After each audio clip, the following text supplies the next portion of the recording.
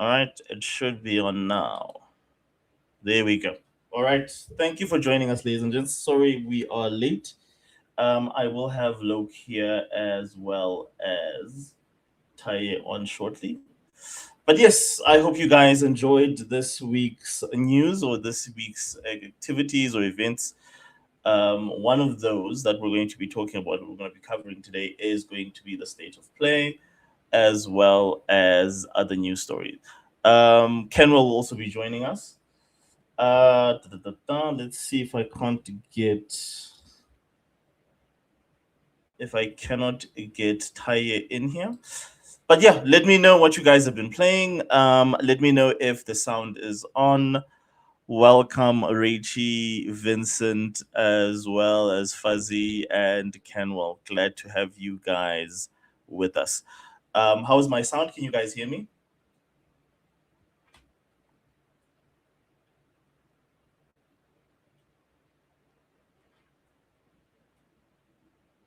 Let's see if we can't get these on. I can't hear anything. Just going to do another sound test quickly.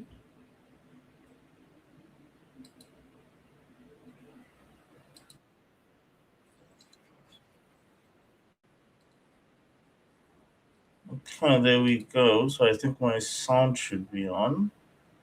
Loke, are you on?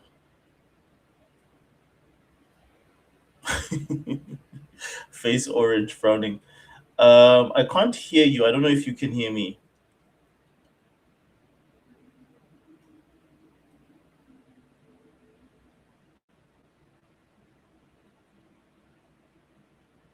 We hear you. Okay. All right. Fantastic. Look, are you going to be joining?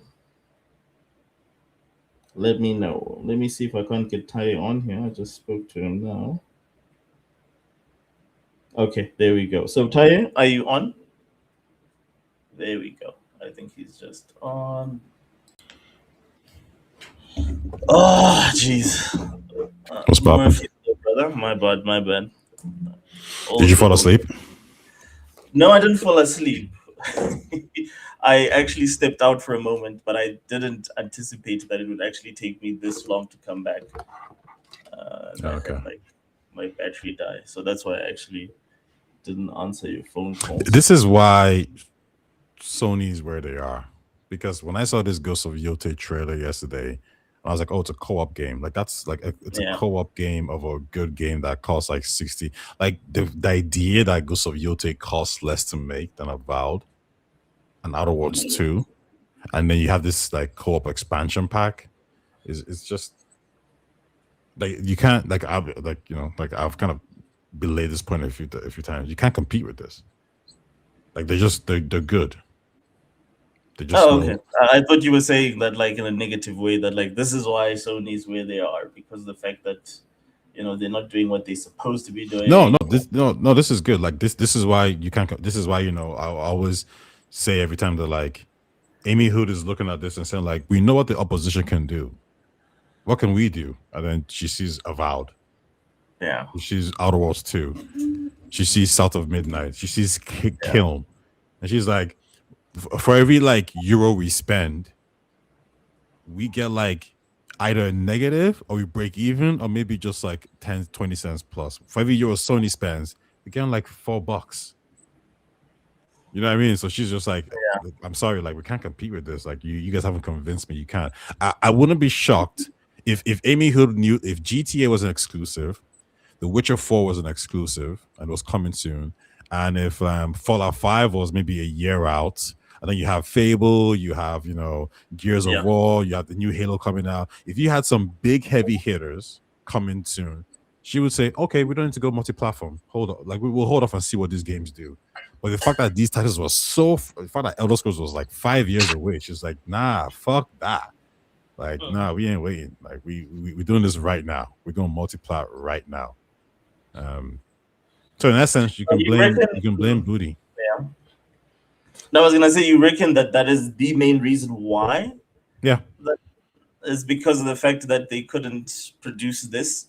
But wasn't that Shouldn't they, like, let's just give them the benefit of the doubt. This is that shouldn't they then have actually given them a chance to have, I suppose it was a long time, but like, shouldn't they have given them a chance to actually have studios so that they can maintain this sort of output first before? Don't you think? What do you mean? Say that again. So shouldn't they have at least first bought studios like Bethesda, and maybe that was the reasoning why they bought the likes of ABK. Activision as well, so Yeah. that they can be able to maintain this sort of cadence. Hmm. And you can't, unfortunately, do that if you don't have the expertise, which is what they didn't have for almost the entire generation with the Xbox One. So So is it reasonable that's to expect them to produce this stuff? it is reasonable, Low? yeah, because they gave them the money. Okay. No, nobody told That's, them to go buy compulsion games, to go buy Ninja yes. Theory, to go buy, all these other developers. And if you're gonna buy them, then turn them into something like we just saw yesterday the Sony showcase share. What was the game again? Kina Bridge of Spirits, the sequel. Yes, It it looks good. was. I think it's the first game out the gate. Let's Yeah, look I at mean that. it looks good. So It she's so, looks literally like a Pixar movie. Like when I saw that, I was like, "Wow." yeah, and it looks like they've improved. So I could see I could see how like Amy's looking at Yes, that saying like, okay, how come you couldn't get one of our studios to make something like that? How come we yes, don't have Stellar Blade? How come we didn't get Wukong? How, how come yeah, we ain't making these kind of games, right? So she's thinking like, no, you don't. You had enough money, you had enough time, yeah, and your policy of letting these guys make whatever they want led directly to this. Because if you had managed them properly and you had told them they're like, nah, you gotta like, if you give them margins from the get go, hmm, then they would like you can pull up Hellblade 2 right now. It's still one of those titles that I'm like, how does this game exist? As much as I like the game, I'm like, this ain't gonna do nothing. yeah, Why is the combat so you can't Ninja Theory makes good combat games. They know how to make combat games. Why is this the weakest combat of them all? Well, my argument with Xbox is always the fact that, like, well, I mean, if you couldn't manage the likes of a Halo or the likes of a Gears to the point where, because Gears has never, I don't believe that Gears has been a game that has sold over 10 million in its lifetime. I think Gears has always been a game that sells around, say, just around 5 million per unit. I don't know what the last one did. I don't know what Gears 5 did, but I know that the series is just not that popular. It does well, but it doesn't do fantastic. Then we have to look at other, like for instance, other Xbox franchises and how well they perform generally. And Forza is an outlier in the sense that Forza can easily sell you a 10 million. Well, I think, yeah, it can easily sell 10 million and get you lots of players out the gate. Mm-hmm. True. Okay, look, I think we finally have you on. I'm gonna put you on the screen. Welcome. But anyways, Taya, before we get into this, what have you been up to? What have you been playing? And then we can go to Loke, and then we can just proceed. Welcome, ladies and gents. Fuzzy Tomato, Raichi, glad to have you with us. Kenwell says he's joining soon. And if I missed you, welcome. Yes, so the main talking point, I think, for this week has been the state of play, but there's been a lot of other news. But Loke, sorry, I mean, Ty, please go ahead and let us know what you've been up to. Are you playing Club Scale? I think Yeah. I might be halfway through the game now, which is good. I'm enjoying it so far. I wouldn't say the story's blowing me away in the way I Yeah. thought it would, um, but it's good. Combat is interesting. It's great. The game isn't as difficult as I think most people make it out to be. You just kind of tweak your So I take pixels a little bit, and you should be fine. so I take it you managed to master the dodge and parry. No, you don't really need to master it. Like the dodging is a lot more forgiving. The Yeah. parry is difficult, but there's some moves where you can just parry. Like enemies would normally have different moves that are telegraphed, Mm-hmm. and the ones that are very difficult then just might be a little bit tricky because they're coming at certain angles or whatever. But the more Yeah. you dodge, the more you get used to it, the more you pick up a few parries or two. And what I normally do is just mix it up. So I might parry the first attack, then Mm-hmm. dodge the next two because I can't dodge the other two. It's just like it's just weird. So I think if you look at it, if you take the game for what it is in the sense of Yeah. like, hey, Pyre is a mechanic, and so is dodge that allows me to beat the enemy. Then sure, Mm-hmm. I was playing one boss yesterday, and they defeated me two once. Then the second time, I just because I knew if you're the parries, I just it was a piece of cake. Mm-hmm. Okay. All right. So, what would you recommend that you sort of like parry more? Sorry, dodge more and then parry less. Yeah, I would say focus on dodging more. Also Okay. maybe like try to like have like good builds. You know, do a quick YouTube search on like, yeah, what's the best weapon for a character? Where do I get this? And normally you should be fine. Like I have one of my characters. Mm-hmm. She's always in her virtuous stance, which is 200 plus damage at the very start. Then I put in some perks like, first hit, 50% damage. Like at this point now, I'm just like stacking heavy damage on the enemies, like straight up, right? So things like that. And then maybe even like her weapon, her guns. That's like heavy. I have like a perk that makes the weapons quite powerful as well. So once you kind of look into the pictures a little bit and you start to like plan ahead, you should be fine, really. Like you really should be fine. Mm-hmm. Dodge and parry, guys, and you'll be fine. Oh, okay. No, that's fantastic. So besides Clear Obscure, anything else that you've been up to or that's caught your eye that you would like to play? Yeah, I was playing Highguard, man. Don't Dope lie. game, fabulous, Don't lie. fantastic. Talking shit. What I'm You never saying. touch you never touch the game. Yes, I don't touch free to play games. I don't Yeah. have time for that stuff. But just Yeah. a real quick one. Richie says, I said Avowed actually did well on Game Pass, it seems. And Richie says, I believe doing well means it's doing better than Outer Worlds 2. So apparently, if you look at the chart, it actually had more day one players than probably even Club Obscure. At least What is this? Highguard, sorry, Avowed. I Avowed, saw yeah. this report, but I don't know how legitimate it is. All right. If that's Can you guys hear Avowed. me now? Yeah, we can hear you, Yes, bro. we can hear you. Welcome, God damn welcome. it. Yes, yes. You know, Uh, carry on. I've been playing Football Manager. Carry on. African Oh, time. and Wu Chang. Wu Not Wu Chang Fallen Chang. Feathers. No, not Wu. Yeah, Wu Chang with the chick, right? The Yeah, Wu Fallen Chang. Feathers, yeah. Yeah. How are you Yeah. finding that, Lo? Don't bring me this bullshit about African time. You're the one who was 30 minutes late. All right. You can kiss Almost an my hour. 100% African ass with that rubbish. All right.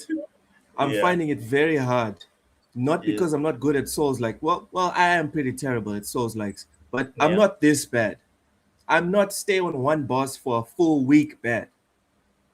Anyways, Really? Like I had an easy time. Well, I had an easier time than I do with buzz off. Souls. Like, no, I'm Buzz just off. saying. You know there what? was just an observation. When you But- figure out how to use a clock, we can talk about Souls likes. Ty, carry on. Yeah, what's up, man? Yeah. Yeah, so I'm looking at like I'm trying to find it. I know like some reports had about like probably 5 million players, which everyone's a bit surprised at that. But and on the Xbox release, they had it down as like one of the most played games they won on Game Pass, right? And I know people are talking about like how Valve probably failed, and the Obsidian said sales wise they didn't meet expectations. It probably didn't meet expectations even for Game Pass in the sense of like it probably didn't bring in new players per se. But I would probably say that I'm probably happy with the Game Pass numbers, but those players are probably never going to leave anyway, right? So it's a bit nuanced in terms of did it succeed or not. But what we do know is that Outer Worlds 2 is not getting Outer Worlds 3, but apparently Avowed 2 is in development. Which is madness, because I saw way more reaction from Outer Worlds than freaking Avowed. I think the difference there is I think Outer Worlds 2 I think had negativity going into it just simply because of the whole €80 stuff. So I think that's where the negative side comes from it. Whereas I think Avowed kind of seemed to have a following and people were generally interested. And maybe it released at a time where there was no real other games out there, so people were willing to try it out. Now, I don't think it doesn't mean it had a long tail in terms of like people were playing it longer. But everyone I know who actually played it said it's okay. Like it's not crazy. It's okay. So Well, I mean, like I said, I guess the only thing we can go on the fact that like Xbox has decided to greenlight it.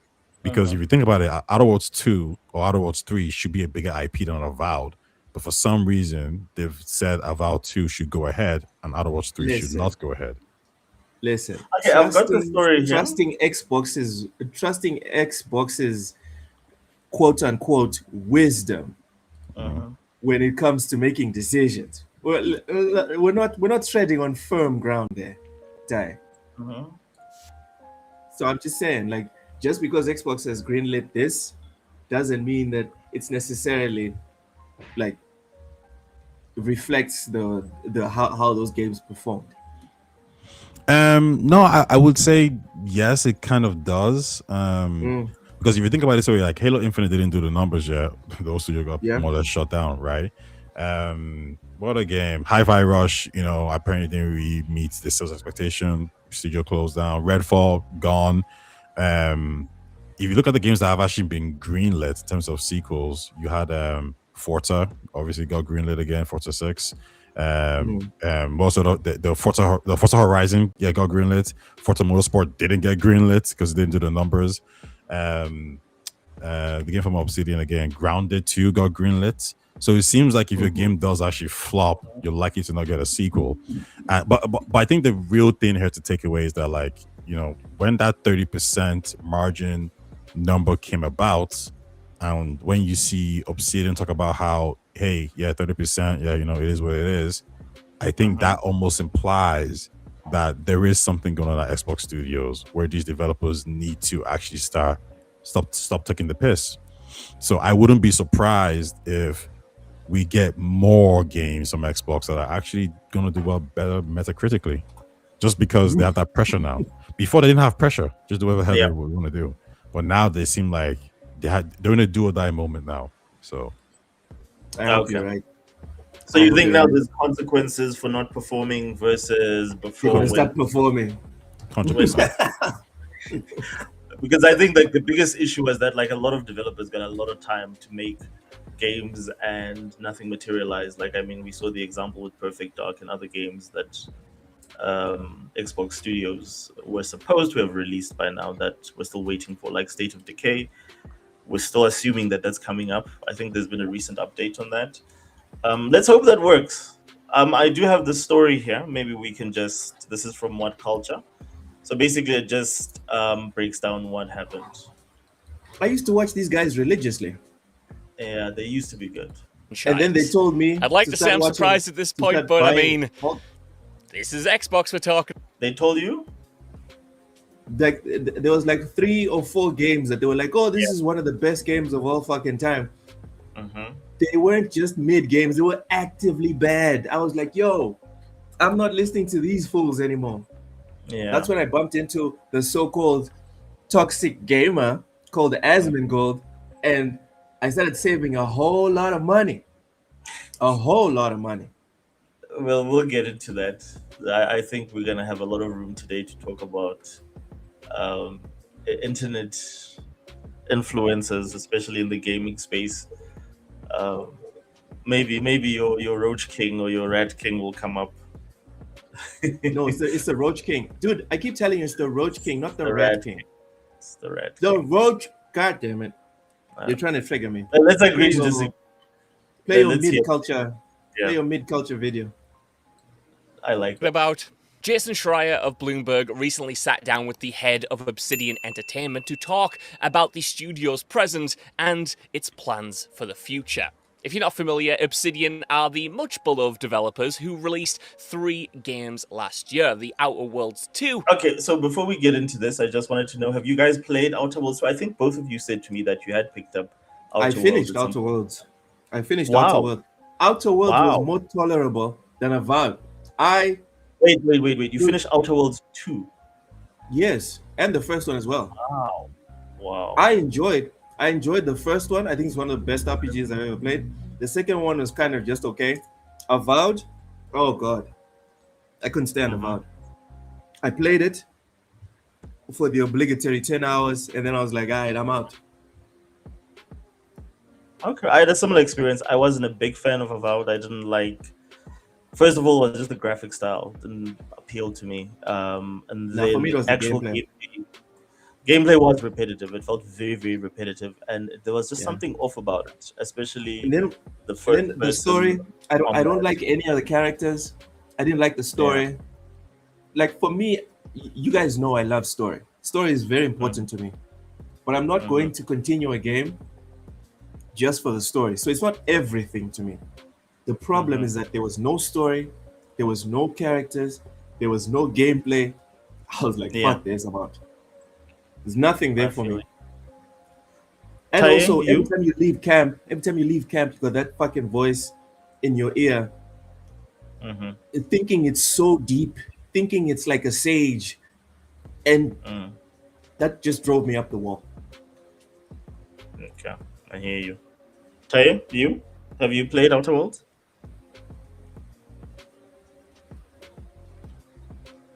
Taye? Sorry, I was on mute. No, I haven't. I haven't played it yet. Oh, okay. All right. So I actually did give it a spin as well. I think I told Taye, I showed you guys a video last week of me playing Starfield, and I got so put off because the characters were disappearing in the elevator. So I got so annoyed. And the NPCs, like, I would like, Starfield is the ugliest NPCs I've ever seen. Like, in any game, they You're just lying. distract you. You're like, They're I'd rather look at the distracting you. NPCs on Starfield. No, Avowed is terrible. But like yeah, no, like I'm not disagreeing with you, but Outer Worlds, I played it, it was interesting, but it's very dialogue heavy, and the problem I had with it is that the dialogue isn't very interesting, but the game is heavy on dialogue, but the characters are not saying anything that you're actually captivated by. Yes, there's more Yeah. dialogue options when you talk to the characters, but it's just not that good. Okay, let's hear what culture has to say. Avowed and Grounded 2. Unfortunately, though, it's now being confirmed that Avowed 2 and The Outer Worlds 2, they're two big AAA RPGs for 2025, both underperformed and didn't resonate commercially. Grounded 2, however, a much smaller game in scope and budget, was a much larger success, bringing in a level of profitability for the company that they deemed was wildly successful. According to the report, this has led the company to, quote, think a lot about how much we put into the games, how much we spend on them, and how long they take, end quote. And with that, the report confirmed that the team currently has no plans to make a sequel to The Outer Worlds 2, though it will get some DLC that has already been started on internally. And though we might not see Avowed 2, it was a little bit vague, we will see more games in the Avowed universe. Now, that is an interesting quote in my opinion, because like I say, that doesn't necessarily mean we're going to get a sequel. Anyone interested in more games in the Avowed universe? I think the Avowed universe will actually just refer to the Pillars of Eternity. And if you ask our Yes. fan base, the answer would be yes. I would be interested in games in the Pillars of Eternity universe. One of my guys played it, says he loves it. He saw Avowed though, and he was like, why did they do this? Like, he was a bit confused as to, because again, like, Pillars of Eternity is it's a CRPG. So in his mind, he's like, why don't they just do what Baldur's Gate did, what Lyrian did, and make it darker and sexy, and like just take the Lyrian template. You don't have to be a AAA blockbuster game like Lyrian, like Baldur's Gate 3, but you can be close to that. And if you emulate that, like, we will get a good product. His mind is like, why is this a poor man's Skyrim? So he didn't even go near it for that reason. A poor Vince man's said- Skyrim. And Skyrim came out more than 10 years ago. Oh my There you go. goodness. I got. Okay, no, I agree. I agree with a lot of what you both said. So, in terms of when it comes to Avowed and Outer Worlds, look, do you think it was a good decision not to include romances? And I don't understand the logic or Obsidian's reasoning, because I believe in the chat you guys can tell us. I think Pillars? I've not played Pillars long enough, but I think Pillars has romances, right? I have something very deep but also very shallow at the same time, that I've Yes. come to discover this very week. I was playing Visions of Mana. Oshus, I Square don't game. like any. The what? The Square Enix game. Yeah, I think it's Square. I Yeah, don't like no. any of the characters. Not Mhm. one. And I just feel like before we even start talking about should they have had romances, Mhm. I think we need to have a discussion about why are characters purposefully made unattractive. I I agree think I with. think that's the first conversation before we even start talking about can we bang them, because I'm pretty sure most people that played Avowed Yes. didn't want to bang those characters. Ask me if I wanted to bang any of those characters. Look, I didn't even Did want you to want to bang bang? myself. I didn't even want to bang myself in Avowed, and to me, that's always a good entry point because I always like to sort of like I choose mostly female characters, so I always Yeah. make sure that my character is attractive because I'm gonna be spending a lot. Well, that I'm Dude, attracted to my character, that like they're nice looking character because I know I'm gonna be dude, spending a we can't sit ridiculous. here. We can't sit here and pretend Yeah, that it's not what 99.99999% of the population does. It yeah, is something everyone, it is the thing that everyone except for asexuals who make up not point, I don't know how many zeros, uh huh, 1% of the human population does not partake in. So yeah, when you're talking about a visual medium like hmm, video games, dude, you need to do the basics, yeah. the very basics. People have to at least like what they're looking at. They must at But least be yeah. interested in what they're looking at. So tell me, would you Can't say have- that the characters were more appealing in Outer? I thought the Outer Worlds characters were more appealing. Graphically, I was compared actually to surprised Avowed, compared compared to to Avowed. Avowed, yes, yes, So yes, like, yes. I mean, even like the first couple of characters that you interact with in the game in Outer Worlds, I felt that they were very appealing. The graphic style is appealing. That was a wasted opportunity in my opinion. I didn't have any problem with the character designs in Outer Worlds. Even like my character when I designed her, I thought she looked very good. And I was happy with the design. Like I did not have any issues like I did with Avowed because with Avowed most you have to have that funny fruit thing on your face if you're making a character. You know what I'm talking about, like that Yeah, mushroom yeah. funny. It just it's weird, man. Like it feels funny. But like I thought the character designer was nice in our Outer Worlds too. I thought the companions were nice, but it just felt all very bloated and sort of like there for the sake of being there, but no substance to it. But I think the game Nothing, would have benefited nothing. from romances. Would you have romanced someone in Outer Worlds too? I don't If you had think the- it would have benefited. That's why I keep saying, I keep You pulling don't it think back. so? No, I don't want to fuck Wow, anyone there, bro. this guy. No. I thought like some of the characters were good. Like I thought On some of the characters. Avowed, No. I'm talking about Outer Worlds too. I'm talking about Avowed, bro. Okay, let's move. Let's move to. I think we've established Outer Worlds. Okay. Sorry, Avowed. Yeah, Nobody. yeah. Outer Worlds did- too, definitely, definitely. Yes. So you agree with me that those characters were very well Yeah. designed, Yeah, yeah, yeah. and that was a lost opportunity for them. They could have actually gotten quite a bit of like the Mass Effect crowd.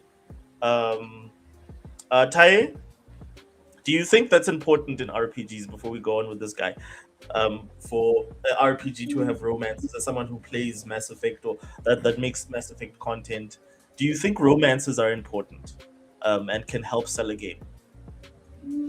Um,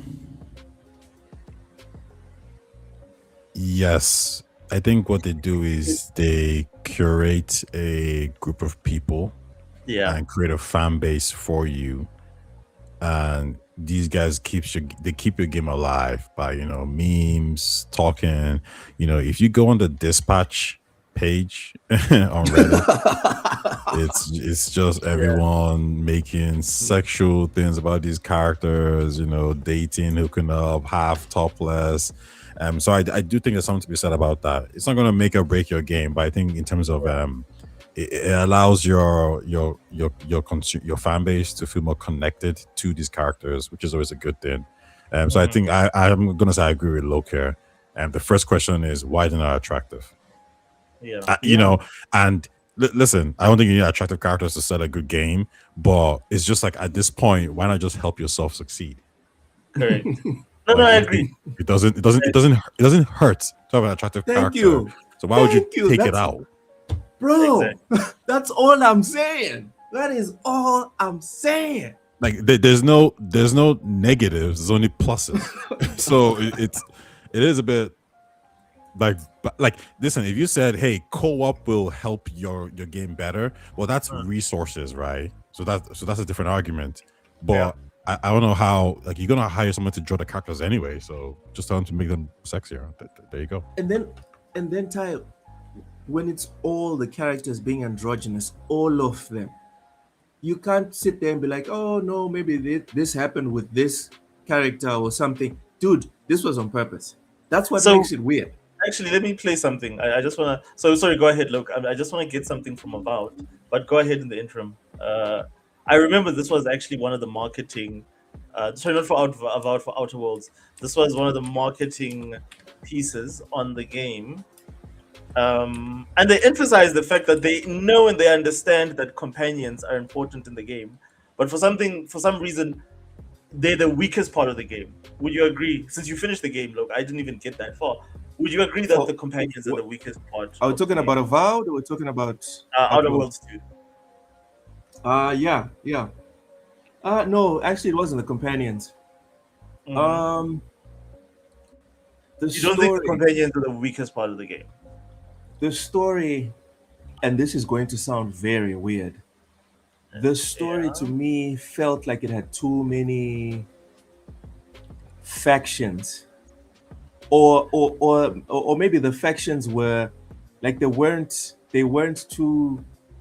different enough from one another in looks, and the story, I don't know, the story kind of lagged. That's what I'll say. I think that was the weakest part for me. I enjoyed the companions. I enjoyed the battles and the little quips that they throw around, especially when, depending on which dude, the writing in Outer Worlds 2 is some of the best I've ever seen. Depending on which I'm serious. Depending on which characters. That's a hell of an endorsement. Specifically with the companions, I'd like to add that caveat, not the whole thing, but specifically with the. You thought the companions were interesting. I liked. Yes, I thought they were interesting. Wow. 2, I especially enjoyed the varied outcomes and interactions you got depending on who you had as your companions and who you were engaging with in battle. It was so nuanced that like 2 or 3 times I played a mission, no joke, got to the part where the companions would say their little quips, reload. I would reload the mission. Pick different companions, just so I could hear what they would say. Getting to that specific boss or sub boss or that level or dude, it's so you're tempting me now. So good. You're tempting me now to reinstall the game. But this was how they advertised their companions. So I just wanted to play this. And then you tell me if you saw this. I thought this was an interesting take, and like I just felt it felt so HR when they said like, well, and you can't romance. For the part of the game you'll remember more than the ending. The companions. Let's skip the diplomacy. Chemically enhancing your statistically unsafe lifestyle. This might sting a lot. I like her. Son of a spread. I like her too.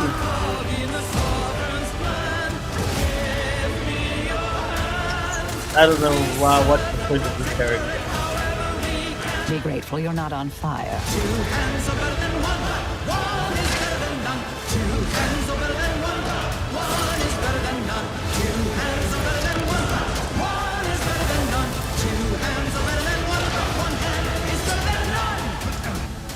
And no, you can't sleep with them. Really? Why? What? Not? Such a yeah. That That was an own goal. Why? That was an own goal. your companions are like that's a good lineup. I didn't hate the lineup, but I felt they were not interesting. Maybe I didn't play like I should. Like, Dude, yeah, I should have given. After playing the game and doing all the reloads that I did, Yeah. I would tell you that, oh yeah, Fuzzy, 100%, I agree with you. The story and world in Outer Worlds would work better in a shorter game. Yeah, she should have kept it AA. Yes, Outer Worlds should have been literally 20 hours. By the time I got to like 30, 35 hours, the story kind of lagged. But going back to your topic about the companions, Oshes, the variation that can occur with your companions is so, excuse me for repeating the word, but varied, that I would beg you to replay the game, and don't play it like you would play other games with like a podcast playing or music. Bro, listen to the music, listen to what they're saying. It is freaking hilarious. That game, and also because of the variation of interactions that can occur depending on the characters that you pick, and some of your companions don't like each other because the faction that they're originally from hates the faction of the other companion. So that adds an extra wrench into the works. So this is what I wanted to say to you, because you mentioned factions, right? Sorry, finish. But like there's a specific thing I wanted. So if you remember, the guys that made Outer Worlds are the same guys that made Fallout New Vegas. Well, it's the studio that made Fallout New Vegas. And the main thing that people loved about Fallout New Vegas was the fact that it had factions, something that was not even that prominent in Fallout 3. And still the game that a lot of RPG players say is the best factions. So this is something that they're known for. This is something Obsidian is known for, is having factions. And they do the faction missions, I understand, even better than Bethesda in the latest, say, Starfield. I thought the factions were a little bit lacking in Starfield. Welcome, Kenwell. Yo, fellas, I'm sorry, man. Doctor's appointment, then hella traffic. Dude, shit was crazy, but I'm glad I made it. I'm all caught up. I was listening to you guys on the road. You guys want to have sex with your characters, unattractive characters. Nah, something's got to be done about that, because if RPGs are about choice, then why can't I have... what's good? Like, I should be able to sleep with this girl. So continue on, fellas. Or guy. Or alien or anything like that. Or robot. Shout out to Mass Effect. I love that. I think hey Ken, what's up? I think there's a qualifier here. For Outer Worlds 1, there was no romance, and Obsidian said there's no romance because of budget constraints, right? And that game sold 5 million copies. I don't think this is even Game Pass. This is 5 million sales. So like they reached success without having this. And one of the reasons why they said is because there just wasn't enough money for it from a budget point of view, and they wanted to focus those resources on improving other aspects of the game. So for Outer Worlds 2, like they did the exact same thing. I guess my argument here would be they have proven that you don't need romance to have a successful game. However, if the reason why you didn't include it in the first place was budget constraints, and now you're owned by $1 trillion corporation, I think it makes perfect sense to explore that pathway, because the truth is, look what's like the characters that are really interesting, they're good, and that's great. But from a romantic point of view as well, you could have your user base more engaged if you had these romance options. Like there's a reason why Tali and Liara and Miranda are like fan favorites. It's because you can romance them. Like if you could have certain Outer Worlds 2 characters, or Jack as well. Listen, I don't really care about Jack that much, but the fact that she's a romanceable character will kind of come back in my mind. You know what I mean? So it's like it doesn't hurt the game, and there's only a W. So I don't know why you chose the neutral or the potential L here.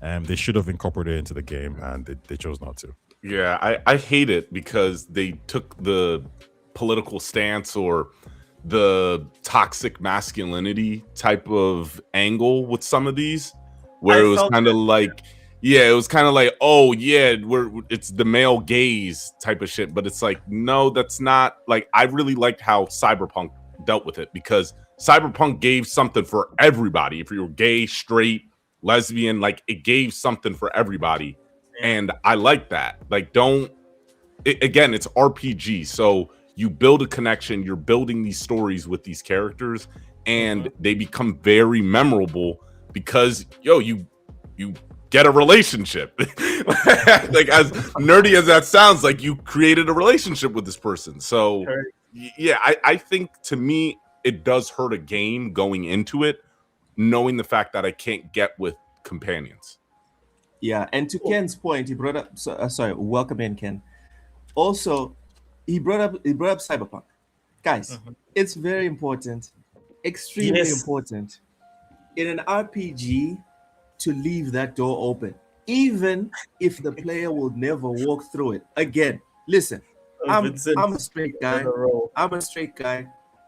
I'd never go to the other team, but I like listen. I always say this. Ken, stop laughing. God damn it. Ken, would you don't do it. Don't laugh. Don't laugh like that. Oh, she's going. And then I'll finish my point. I always say this to people, right? Like, when it comes to video games, I'm a hot lesbian. And I'm happy with that. I'm not ashamed of that. I identify as a hot lesbian in video games, like, because that's what I choose.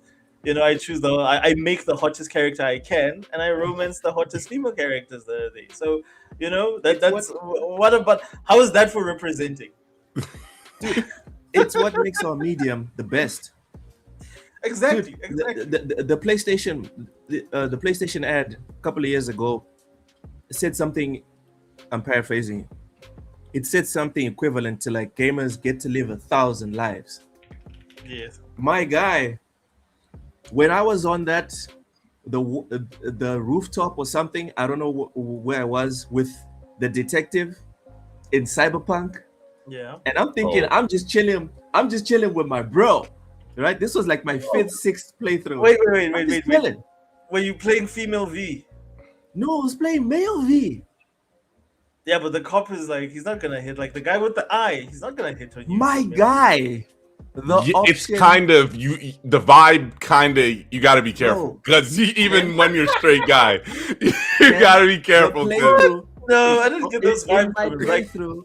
In my playthrough, I promise you guys, the option popped up. Kiss. Wait. No. River. I thought River straight carries gay. No, River's, yeah. The other guy, what's his name? Carrie, the rock star. Yes, yeah, he's gay. Johnny Silverhand's guitarist, right? Boys, you guys are making me want to reinstall Cyberpunk one more game. Yeah, because I'm telling you, I remember the option of River being like, "Yo, let's go." Nah, because that's why I love the game. Again, it gives you an all right. So if you're a straight guy, you get Pan Am. If you're a straight girl, you get River. If you're a gay girl, you get Judy. If you're a gay guy, you get Carrie. Yes. Really? Yeah. So what happens? What happened if I tried to kiss him? Would River be like, yo? He should reject you. He should reject you. Oh shit! Wait, you kissed River in the game? I didn't do it because. But he wanted to. You mothered the game, bro. He mothered the game. He was into the guy. You were like, nah, he's gonna get it. He's gonna get it. I'm trying to clap them cheeks, River. Anyway. So okay, just before we go back to the video. So I actually hate River. What? I was like, man, the way this guy looks, man. I don't know. Just something about him. He looks so freaking strange to me. I agree with you. And you know what? And there's something about like, I hate it when characters are into me, and I'm like when I was playing them. Listen, no, I played male V, but like, I don't know, just like the characters like trying to hook up with me, I get very irritated. But like, how? No, but like, I was playing. Want to hook up with you if you're a guy. No, I think it's just the fact that I felt like, I feel like if I say it, he's gonna accept. I didn't like that. I don't like her. Because at the end, it's mad intimate, no matter what you do. Oh, Because he bro, brings you you up would there. think I'm of like, this. bro. Exactly. He Exactly. takes you to the thing. He takes you up the. Oh, That's fine. stop. And Like that's I what- was a playing as female, so that Aloy. didn't feel weird. I was a female V, so I sort of I got the vibe before he's going with this. I was like, nah, I'm gonna turn this nigga down like like at least I was expecting it because I was playing female V. I don't know what happened to you dudes. Like Yo, why if did you play Horizon like Forbidden West, like I'm one so plays irritated Horizon because Forbidden West. I know, but if you did, Yeah. I'm trying to save the freaking world, right? You know, war's about to Yeah, get destroyed and shit. And these dudes like, you know, maybe me you can run off and start a family somewhere. I'm like, what did you just say? What are you implying? I'm like, you think I'm gonna give up the world? I'm like, bro, you're a man. Ninja, I'm like, what? oh wait, I'm actually Aloy. I'm a girl, so I guess that makes sense. But I was just Yeah. so irritated because Oh shit. they're like flirting with me. You felt, And I was so harassed, offended, like, guy, yo, eh? and I felt to myself, I was like, yo, is this how chicks feel in the club when some guy comes over and they're like, yo, what's up? I'm like, bro, get the fuck away from me. I Like, think she did I go to the know I'm club. hot. Hang on. Yeah. I know I'm She did hot. go to the club, bro. Don't go to the library Oh, man, if you're you guys looking are for killing books. me. All right. no. I changed my whole stance during that period because I was like, how dare Oh, you? man, you guys How are dare you try to hook up with me? Like, who do you think I am? You know? And I'm like, oh wait, this is how chicks feel. Okay, now I get it. Now I And what get did it. Aloy say? Because I didn't play. I told him to What did get lost. I was like, how dare you? Like, fuck off, bro. like I was like, Aloy is I'm trying to also save the cool. world, and you want to like play mommy and daddy somewhere? Like, Yeah. nah, I wasn't feeling. I hated that. I hated that shit. But then when I'm shepherd, Yeah. male shepherd, I'm like, yo, before we do this, how about me and you? You know, we go. Like, You yeah, the, it's- I'm you a the hypocrite, creeper with I'm a your hypocrite. shepherd. You Yeah, but no, you no, don't I'm like a when these hypocrite. you don't like when these NPCs are creeping but- on you. Like, I mean, when I'm initiating it, it's very. I mean, I love it. Yeah, great, let's do it. You know, but like, if He wants someone's to be trying in do it to control. me, Typical I don't toxic like male. Typical. yeah, Speaking of listen, toxic males, I recognize. Cassie Cage, Happy New Year. Speaking of people with a lot of people that want to romance them, Classic Cage, welcome. Cassie, I tuned into Cassie's stream earlier on this morning, and it was This like morning. early today. Yeah, well, in our time. And then I like a couple of hours later, then I tuned out because I had to go to work. And then she's still going, and I'm looking at the time. She went for 11 hours. That like I think it was 11 hours plus, and I was like, what the freaking hell? What energy drink? What are you on, Cassie? Like, jeez. When you say she's still going, that's what he said. and she's got such an awesome crowd. Yeah, like and they were all sending her like Guna AI images of her as different characters, and I was like, geez, dude, like you have a hell of a community. But like, I commend that. Like, I've never seen anything that's like Iron Man podcasting. Cass, 11 awesome hours, job. nuts. Coffee and Anyways. Coca-Cola. Noted. But anyways, so okay, cool. I think we all agree that romances are kick-ass, and they're a huge part of gaming. Okay, cool. So let's just finish what this guy is saying, and then you guys can give me your opinions, your impressions, and then we'll Which take guy? it. The dude from what culture? This From is Mid wrap up Culture. what- Yeah, from Mid Culture. Let's wrap up what he had to say. There we go. That's Josh. I remember him. You know him. Wow. To Avowed Good. from last I year, told you I because used it's to watch it important to religiously. note that Avowed in and of itself was already set in an established universe. And that universe is Obsidian's other franchise, the Pillars of Eternity series, which is an isometric RPG, which is obviously less costly to make than something like Avowed or The Outer Worlds. So in my head, this isn't confirmed in the report, it's just my speculation. I think they're pretty much hinting towards going back to that style of game in this universe, rather than trying to follow up what Avowed did last year. So how did we end up in this situation where a developer as respected as Obsidian released two big RPGs, a genre which is essentially their bread and butter, and managed to fail to meet expectations? It's a special. So I wanted to ask you guys, like, why did Xbox? Do you think this was cool of Xbox to put Obsidian in this position where they had to release 2 games in 1 year, 3 games in 1 year because they Xbox released. did not put them. Xbox did not put them in that position. To my understanding, it was Xbox. We cannot have our cake and eat it too. On one hand, Xbox is too lax and doesn't force anything with developers until recently. And then on the other hand, they forced Obsidian to do this. We cannot have both, at least pre-2026. We cannot have both. So so I hear you, Loke. So Kenwell, Taye, do you think that, because from my understanding, the reason when I was reading this interview, the reason why they ended up having 2 games is because of the overall studio had like gaps in terms of certain games could not come out. So they were forced to put out Outer Worlds and Avowed because the other guys were not ready. Taye? No, I'm gonna look on this one. This isn't an Xbox issue. This is an Obsidian issue. Avowed should not have taken 6 years to develop, and Outer Worlds 2 probably should not have. Well, no, definitely should not have taken 6 years to develop too. These are 2 separate teams. Avowed was supposed to come out in 2025. However, it was delayed because Xbox had a lot of games coming out around that time as well, and it was a bit heavy. So they actually moved it to 2026, which helped Avowed because it meant that the developers had more time to polish the game, make it better.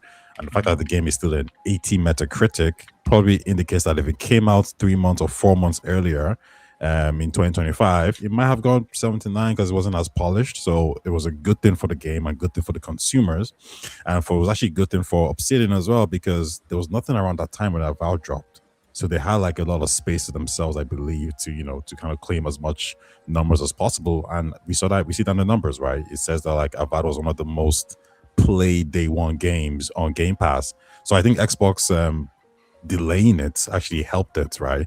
But again, this wouldn't have happened if Obsidian were a bit more consistent in their actual delivery of the game. But dude, you're the one that told me that how consistent, like they're probably the most consistent studio that Xbox has in terms of releases. They're the most consistent studio because they were making multiple different titles for Xbox, right? So they have, I think, 4 development teams. So because you have 4 development teams, that's Avowed, that's Outer Worlds 2, that's Pentiment, and that's Grounded. And the fact that the Grounded team dropped Grounded some time ago and the team was able to make another game, right? So that's actually very consistent on that team's part. Pentiment, I mean, we haven't seen anything else since then, but obviously just able to drop 2 more games after that in Avowed and Outer Worlds 2. If you look at a studio like In Exile, they haven't dropped anything, right? So at least Obsidian has dropped some content, right? If you look at Coalition, In Exile, you're right. Yeah, they haven't. They haven't. Since the last game they released was brilliant game. Highly recommended. Yeah, Wasteland 3. Yeah. But even like Undead Labs, like we can go to all of Xbox's studios and they just haven't really dropped, right? And the ones that have dropped, they haven't really dropped anything. You could at least make a very strong, like Ninja Theory, right? I mean, Hellblade 2. We can make a better argument that Outer Worlds 2 and Avowed did better. So they are Xbox's most consistent studio, even though they have some shortcomings when it comes to development times. But luckily for them, like if Obsidian only dropped Outer Worlds 2, that would have been a disaster, right? Yeah. But they dropped 4-5 games, so it's okay in that sense. This shouldn't be happening again, though. No, actually, no. Let me take it back. This can happen again. It's not a problem because guess what? Playground Games is dropping 2 games this year. But look, and also Grounded 2 is one of the best games in terms of like keeping players on the treadmill. So I finished the first Grounded, but I've not even downloaded the second Grounded, but I did finish the first one. Not my cup of tea, but fortunately I had a community of people that loved that sort of game, and it's one of the best games you can play with a couple of friends that are enthusiastic about that sort of thing. It really was awesome. We don't have friends, Osha. Stop lying. So it's a bunch of guys I met on the internet. Speaking of friends, I waited last Saturday. I waited. But why didn't you send us messages? Like I checked it. So Aye. it's supposed to, he's talking about the Warhammer thing. Yeah, This man installed doesn't say this, anything, so we don't know. taking up space on my hard drive. I went in. I was like, all right, let me just chill for the boys to show up. That's Nothing. just us. Dude, you should have buzzed us because I'm thinking that like because I checked the time. I'm like, okay, cool, no one is on and no one is saying anything, so it's chill. Oshas, But you should have just I was buzzed. raised. I'm actually kind of pissed off with Ty. I'm not disappointed with you, but I'm pissed off with Ty because like I was raised with like British sensibilities, right? So here we go. if you tell me on a Monday, yo, we're going to the movies this Friday, you don't have to call me the whole week. You just have to show up to the cinema at the time we spoke about on Monday, and I'll be there. Because that's what we agreed on, and no one canceled. So when no one we cancels, didn't that cancel. means it's on. It's one of those things where like you just assume, Right, that, Ken? Like, I just assume, like. But you got to do a checkup. You still always have to do a checkup. Just like 'Cause- yo, yeah. All right, yo, we still on for Yeah. this time. If you don't do a checkup, then it's kind of like, if I don't show up. let's set another one. Let's set another one. Ty, is that how it is in the UK now? No, you're right. I should have Thank you. contacted, but like I should explain what happened. but, That's like, how it doesn't really conscious matter. human No, you're beings right. are, You're bro. right. If we said something, unless someone cancels it, that's the plan. No, you're right. However, I would say that like I'm a bit more gracious. So for example, when Ushers like was late with this, I was like, yo, you good? Like, what's up? I didn't just sit down there and wait for him to be like, yo, sorry guys. I'm like, yo, wake On up, some motherfucker. African We time. got stuff to do. Yeah. He was, Yeah, but he again, was. Oshas, He is again, great. Ty, I kind of Yeah. expected this from Oshas. This guy's South African. It's fine. It's Come fine. on, man. You You're can't British. say that. Ty. I'm not British. I'm Irish. Motherfucker. No, Wait, but is Ireland no, not- but you're right. I agree not with in the you. United Kingdom? It's an L No, on no, my no, part. also I agree. apologize. I So apologize. do Okay. you wanna set up another one? And then this It's time still I'll installed go on my hard drive. You know what? This time, let's get Ken in on it. Can I And you then played he can also sit in the darkness just waiting for you But guys I to think show it's up. only 3 players though. That's the only problem. Wait, is it Space Marine? Yes, Space Marine Yeah. 2. Oh yeah, it's only 3 players. That shit Yeah, is a good that's ass time. Awesome. That's the It's only awesome. Yeah. issue. And it would have been hard to coordinate with my time. I just come in and fuck things up. So Yeah, Okay. cool. 3 o'clock All right. tomorrow, right? Oshas, 3 o'clock tomorrow? 3 o'clock, like at midday, ne? 3 p.m. 3 p.m. 3 p.m. Okay, cool. I'll sit in alarm. 1,500 hours. All right, Time. I'll 1,500. And then I'll phone you call back. you motherfuckers when I get on. Yeah. Seriously. No. Ken is probably thinking like, y'all want to play video games on Valentine's Day? You fucking losers! Like, what the hell? Like, yo, I ain't one of them geeks, man. Like, Wait, you know, wait. I didn't even know it was I wasn't even Valentine's thinking Day. about that, bro. I wasn't even thinking about.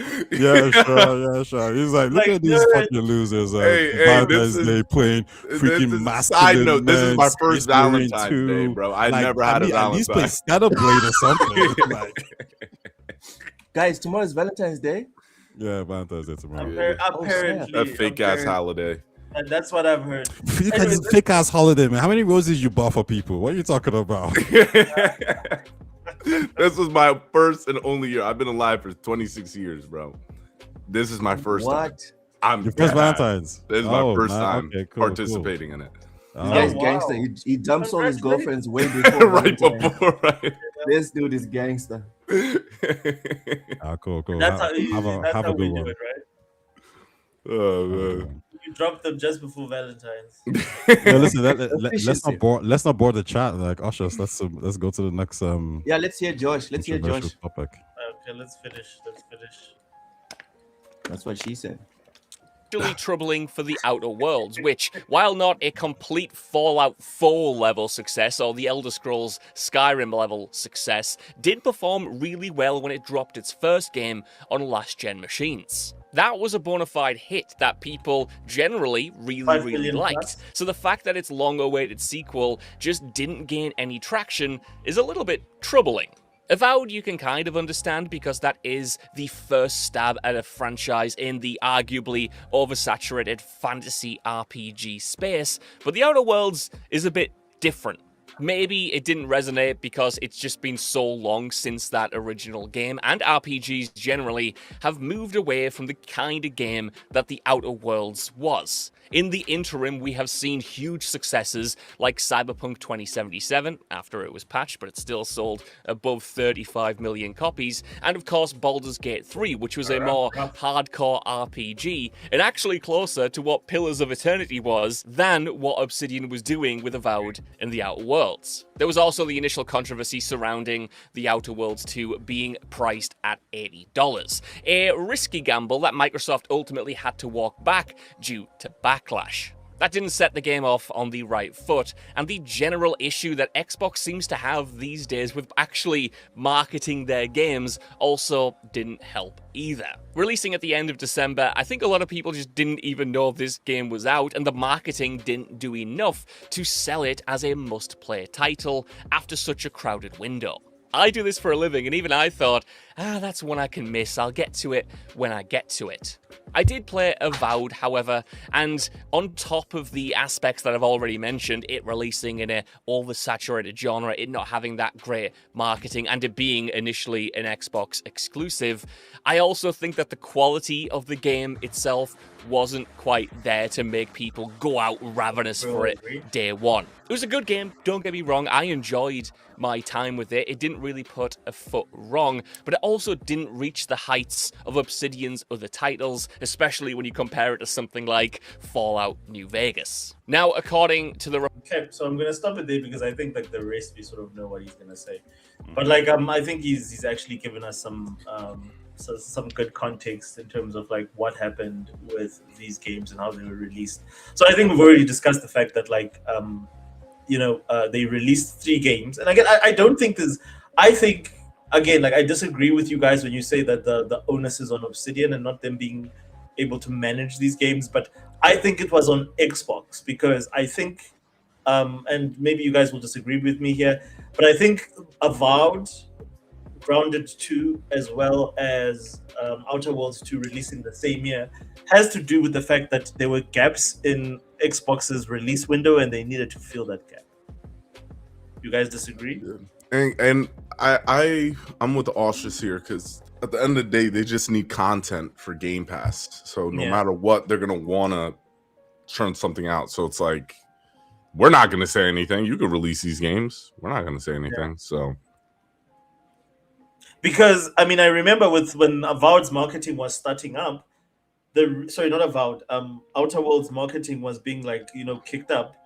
The reason they had that specific slot, because Avowed, like if you think about Outer Worlds is not the game that you want to sell to gamers at a $10 premium over and above the normal price, because this is the first game that they decided to put at $80, which I think hurts the marketing a lot, because the whole theme about the game is being anti-capitalist.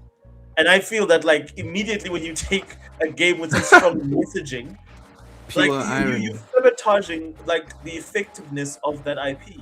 And for some reason, Xbox, out of all games that they have, you have all these like games that people would love to play on Xbox that you can monetize, like that are live services.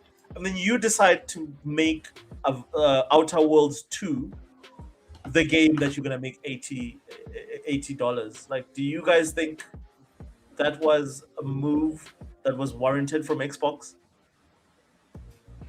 hell no. I don't know why they picked the Outer Worlds 2 to do that. And weren't they the first, besides Mario Kart World? Absolutely. Weren't they the first to announce the $80 price tag? Yes. So it's like, why'd you? And so they were second. Yeah, so they were second. But Nintendo kind of gets, they're like in their own little island. But yeah, you know what I mean? Like, why would you pick? I don't think Avowed Outer Worlds 2 that deserved it. Like, if you were gonna do Gears, I think Gears E-Day would have been a better game 100%, to do the $80. But Outer Worlds, especially when Outer Worlds is a more contained open world kind of game, it's not a huge open world. I don't know why you picked that game to do it when you just started the marketing for the game. I know. So it was a terrible choice. I know why. Okay, go ahead. Gents, of all the times for us to think about an elite group of people that look down on the rest of us and think we're a bunch of lemmings that they can do whatever they want with us. Of all the times for us to be surprised, considering what else is happening outside in the real world. Come on, guys. These execs are just as out of touch as all the other people in power. But I wouldn't think Phil would make this sort of mistake. These are the things, like, to me, that just baffle me, because Phil is a person, like, I've always said that Phil has a good understanding of the industry, despite some of his decisions. But this is something that I think, if he's still the guy in charge of Xbox to some extent, this is like gaming 101. Wait. What is the mistake? Releasing Avowed, like, so well. Outer like, Worlds at $80. Outer Yeah, Worlds at so $80. releasing Outer Worlds at $80. Or Yeah, so I making- think this is just more circumstantial situation. So from what we know, Amy. So okay, the first thing is Outer Worlds. The reason why I believe Avowed is being made is because the Pillars universe is more. It's more attractive. It has probably more of a better fan base than Outer Worlds 2 universe, right? There's more things you can do with it. You can probably explore different areas, etc., etc., etc. Avowed probably costs less to make. No, probably it did cost. No, I'm pretty sure it costs less to make than Outer Worlds 2. Avowed only released on PC and Xbox and Game Pass, and it did probably not great, but like, it did well enough. It's one of the most played games on in day one, whereas Outer Worlds 2 didn't even reach that. And that released on all platforms, PlayStation. So you could make an argument that Outer Worlds 2 had better marketing, because I think it did the IGN thing. Xbox gave it its own developer direct as well. And it also had like the it closed off the actual showcase. So from a marketing point of view, Outer Worlds 2 had everything, and it had the PlayStation user base as well, but it didn't even do the numbers. So it cost more to make, had better marketing, and didn't do the numbers. Whereas Avowed was also rebooted, remember? And because the game is rebooted, you can make a strong argument that, well, we went this direction and we rebooted the game. So if we know what we're doing for the next game, it should cost way less to actually make. So I think that's why we've seen an Avowed 2. But Outer Worlds 2 probably costs a good bit to make. And the problem there is, at the current price of maybe $70, $60, it probably didn't feel.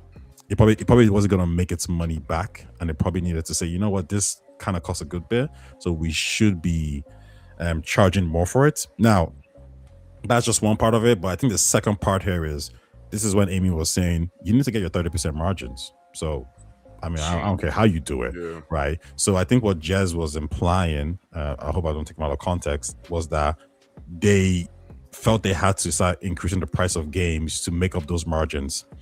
And after they tried it with Outer Worlds 2, they realized that wasn't going to work. And the best path forward was just Game Pass. So maybe they didn't want to increase the price of Game Pass. They were trying to say, okay, can we sell $80 games and see how that plays out? But the fan base rejected that idea. So it was like, okay, fine, let's just do Game Pass instead. So I don't know if it was a case of they wanted to put the game to 80. I think it was a case of, we don't have a choice here. Something needs to give. What do we give? Okay, how about the increase of games? Because Nintendo's going to do it. We hope Sony's going to do it. We hope everyone's going to do it. And therefore our margins increase, right? But as soon as Sony was like, yeah, we ain't doing it, and everyone else was like, yeah, we ain't doing that too, it made Xbox look stupid. And therefore they had to pull back and then increase the price of Game Pass. I think that's what happened. Yeah. Yeah. But anyways, like, I that one. Yeah. So like I agree with you, Taya, to a certain degree in terms of like how everything sort of played out. But I just think that, like, again, if you have a good planning team in your big ass studio that is Xbox Studios, you should be able to sort of like be able to anticipate certain things. And these are not decisions that should be made on the fly, but should be much more well thought out. And you should be able to sort of like anticipate how the market is going to react. To me, like, I just felt that like there was a lot of tone deafness in the sense that you are marketing a game, you're increasing the price of a game whose entire purpose is to be consumerism or anti-capitalism. Like to me, that is such a tone deaf sort of like you're not reading the room. Like this is the game that you're marketing, and everything like the marketing of the actual game is to be anti, capitalist or anti corporation, and then the first thing you do is you put it at $80, and I then don't know that's if I should respond to that or not. sorry. I don't know if I should respond to that. Just let that go. About the Well, you can like I definite. mean like go ahead like I'm thinking what's your retort? my retort will be it doesn't matter because Yeah. at the end of the day, if Outer Worlds 2 costs 10 million to make Mhm. and Xbox is increasing the price to 80 and they want to make like, $1 billion off it, I think that's a fair statement. But the point is, Outer Worlds 2 probably didn't make back its money. So it can be an anti-capitalist game. Like, you know what I mean? It's not one of those titles that you can't, like, if somebody is selling you a product for 10, if it costs $10 to make a product and they're selling you, the product for like, $10, sorry, for $11, that's a €1 profit. Like everyone would agree, like, oh, those are really low margins, right? So if the person says, you know what, I can't really survive off $1, I'm gonna a profit of $1, €1. I need to increase this to like 3. So I'm gonna sell it to you for $13. That's fair. To say that person is like, oh well, you're trying to be a evil capitalist. It's like that's not how business works, bro. Like a 10% margin or 5%, whatever it is, it's not great. You need to be making more of your product, right? So I would say the fact that we're saying that like Outer Worlds 2 didn't succeed is Xbox saying, yeah, we told you so. We need money. Like, I mean, this game is now dead. This franchise is now dead. At least for the foreseeable future because we didn't make the money back. So you telling us that we should have decreased the price even more doesn't make sense but because like the game didn't cost that much to make in the first place. yeah, but like the point is the game, given like how it's designed, how it's made, it's not supposed to be because it doesn't come off as a triple A game. I don't know how you feel about that, Loke. If you think that this is a triple, it comes off as a double A game. Even though I thought, like in terms of graphics, because it's running on the Unreal Engine 5, that it was better than it looked in some aspects. Especially the NPCs looked better than like Starfield NPCs. The game still comes off as a double A game, so it's not a game that you would pay $80 for. Because like now you're comparing it to like the likes of like Sony AAA games that aren't even at that price point yet. So for me, I felt that there was a huge disconnect there, especially when the messaging of the game is we are anti-capitalist. I really felt that there was somewhat of a disconnect there. But anyways, guys, is there anything else that you guys want to say about the story with Obsidian before we move on? Because we have a lot to cover, but I want us to get to the showcase and just talk about some of the highlights that each person had, since we've got everything playing. I think Obsidian needs to focus full stop. This thing about trying to do 10 different things at the same time, I think we have evidence that you cannot do it. Yeah. No matter how many different types of teams that you have. Time to streamline it. Develop grounded, develop 1 or 2 games at a time, and release them when they're ready. This business of trying to prop up an entire console in a year, in 1 year, like even Insomniac needs several years. Yep. They bit off more than they could chew. Now learn from it. Reggie says it looks good, but the performance was terrible. I agree with you. I had some serious performance issues on my 3060 Ti trying to play Outer Worlds 2. Kennel, anything on Outer Worlds 2 and Obsidian before we move on? No, I think that's it. Yeah. I would say that. Is this Chris Redfield? I would say. Sorry, not Chris. Is this Leon? Leon? Yeah. Looks like Dude, like, is it me or does he look like weird aged? Like, what the fuck is going on here? Sorry to interrupt. Hey man, not everyone ages into a puffy ball like the rest of us. All right. Nah, dude, some this people guy was, age like, gracefully. Like, wait. Like, he just looks. And Resident Evil 4 was like yesterday. Dude looks like he's aged like 100 years. Wasn't Resident Evil 4 like a remake of a game from like the GameCube time? It was. But dude, like, dude should not look like this. So- Jill still looks 28, bro. Nah, dude, what the fuck did they do to Chris? I don't care think enough for, about Resident for Evil to pick Obsidian, one. I would say like they should have 3 games in production. They're sure they can Yeah. do it. I don't think you have Tim Kaine, who is like the guy who made, I think, was it the original Pillars as well, Pillars of Eternity, and he's back at Obsidian now full time, right? So he's making something for them. And then you also have Josh Sawyer, the guy who made Pillars of Eternity 1, and Fallout New Vegas. I don't think you have those creative leads, and you don't explore them. So I think Josh Sawyer, whatever he's doing, like you give him a full team to make that product. Josh Sawyer's still there. Yeah. His last game was Pentiment, and he's still there. Is Yeah. he So it's still like, at Obsidian? yeah, he hasn't left. I mean, at least from what I No, I remember. think he left. No, he's Obsidian. Let's see. Josh. Yeah. So you give him a team, and I think you support that on- team. And you financially support them, and I think for Tim Kaine as well, you do the exact same thing, and then you have the grounded team still make whatever they want to make. So you have 3 games in production. I think that's the best thing for Obsidian. Oh. I'm surprised that Josh Sawyer is still there because, like, there's, I don't know, he's the latest games that they're making just don't have that original DNA. No. The from, last game I would say, the last game he made, Pillars, the last game he made was Pentiment. He's not involved in the other products, the other project. Sorry. Okay, what happened? Did he leave and then come back? What happened? Who? Tim Kaine or John? Because he's one of the Josh Sawyer? best sort of like Who? Sorry, Who you referring to? Josh Sawyer or Josh Tim Sawyer, Kaine? yeah. No. The last game Josh made No, was Josh- Pentiment. That was 2022. Because this is the project director. I know Josh Sawyer is the project director for Vegas, for the Fallout New Vegas. Yeah. So And that's the the guy you want to be writing your stuff. No, but the last game he made was Pentiment. He was making Avowed, Pentiment, and then yeah. he stepped back from Avowed. So he wanted to focus on Pentiment. So once he finished Pentiment, you give him the resources to make a new game.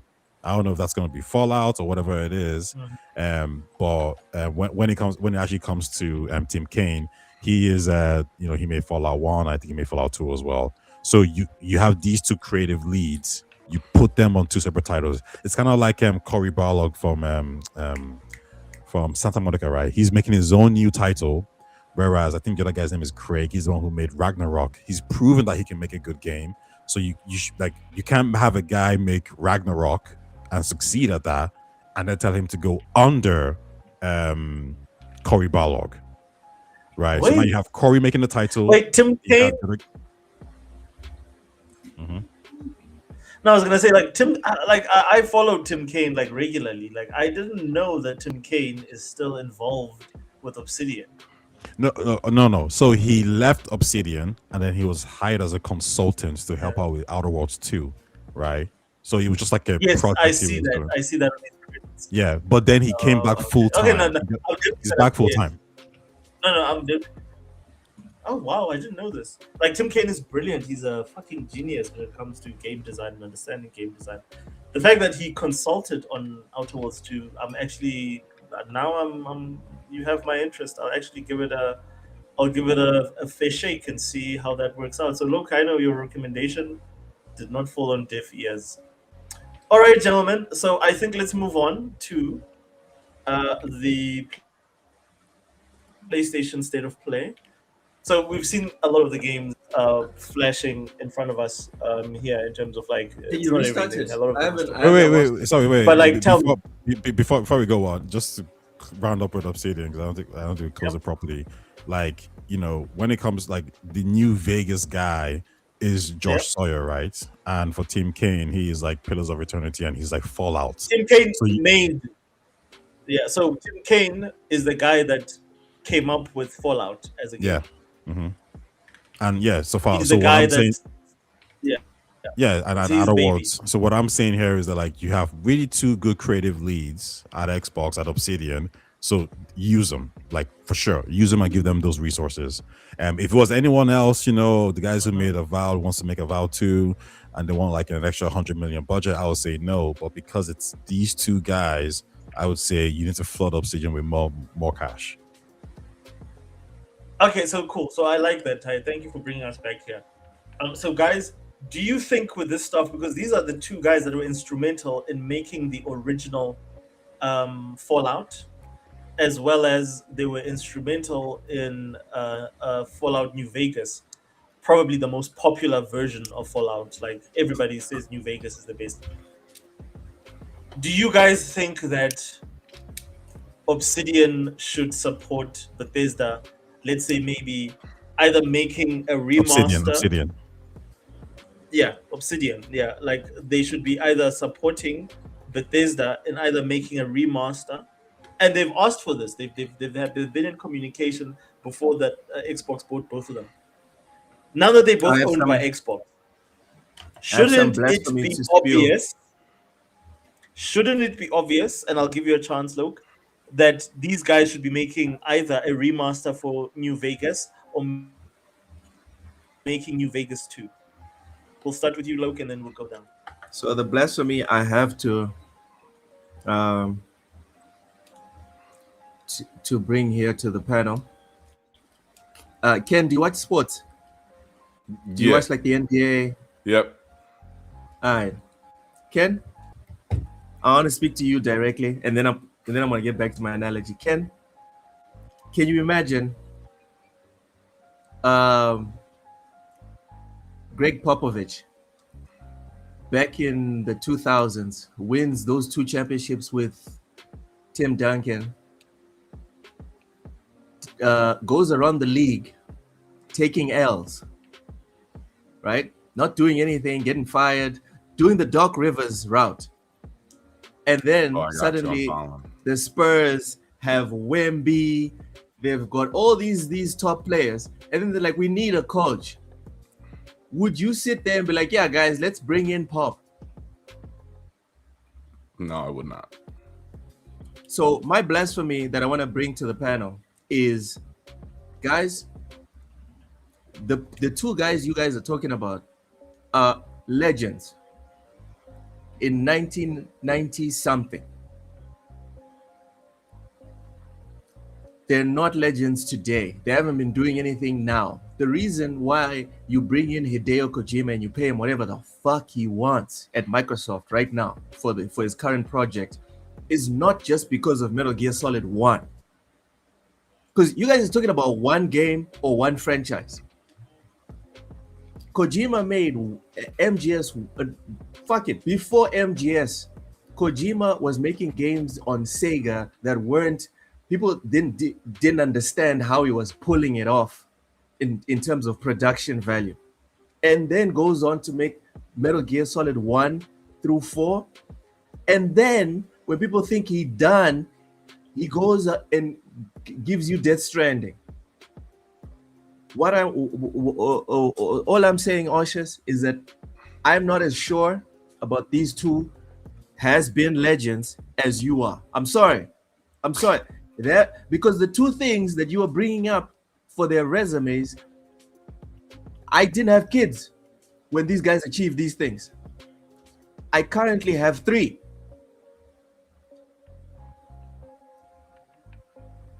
And they haven't done anything since. So the disagreement here would be when you have legendary talent or people like that at your studio, you should give them a chance, or you should try to cultivate that, or at least put them under the wing. Put somebody under their wing who can then learn from them, and then take the good bits and get rid of the bad bits. So in this case, you would have to pull the trigger and say, okay, fine, let's support these guys. There might be has-beens, it might not work, whatever. I mean, you might be right. However, you need to at least try it out. You need to give it a shot. To have those kind of guys at your studio and say, well, we're not gonna give them a chance. Am I just gonna promote some random guy who hasn't proven anything? Nah, that's not gonna be the case. I would rather trust somebody who has a proven track record with 150 million than just a new guy. You know what I mean? So I think you would have to like roll the dice on them. You think, remember, like, these guys know how to make games. They've done it before. So I don't think it's going to actually end up as an L. So I would definitely give Obsidian more cash. So I don't agree with what a lot of like what Luke said, but like I'm gonna give you guys a chance to retort, and then I'll probably. So Kenwell, what's your take on that? Yeah, I think that guys I get where he's 'cause, going like- at with the analogy. I think it's a little bit different though with gaming and basketball. I know it's 1-to-1. You weren't trying to compare, but I do agree with Ty. I think you do go all in with these guys because I think they should do a New Vegas. I definitely don't think you can little bro them and have them become a sports studio for Bethesda. I think they've put in way more work and executed better than Bethesda has ever since the acquisition. So I think they are number one and they should be treated like number one. And that definitely means giving them an opportunity to bring back whoever they need to bring back and making a New Vegas too. So they've already been greenlighting a whole bunch of sequels. So New Vegas is what everybody wants. Just give them what they want. And this way, you don't have to wait for a new Fallout game after Skyrim. I mean, not Skyrim, Elder Scrolls 6. You can get something maybe the same time, around the same time as Elder Scrolls 6. So, Ken, are you saying that they should?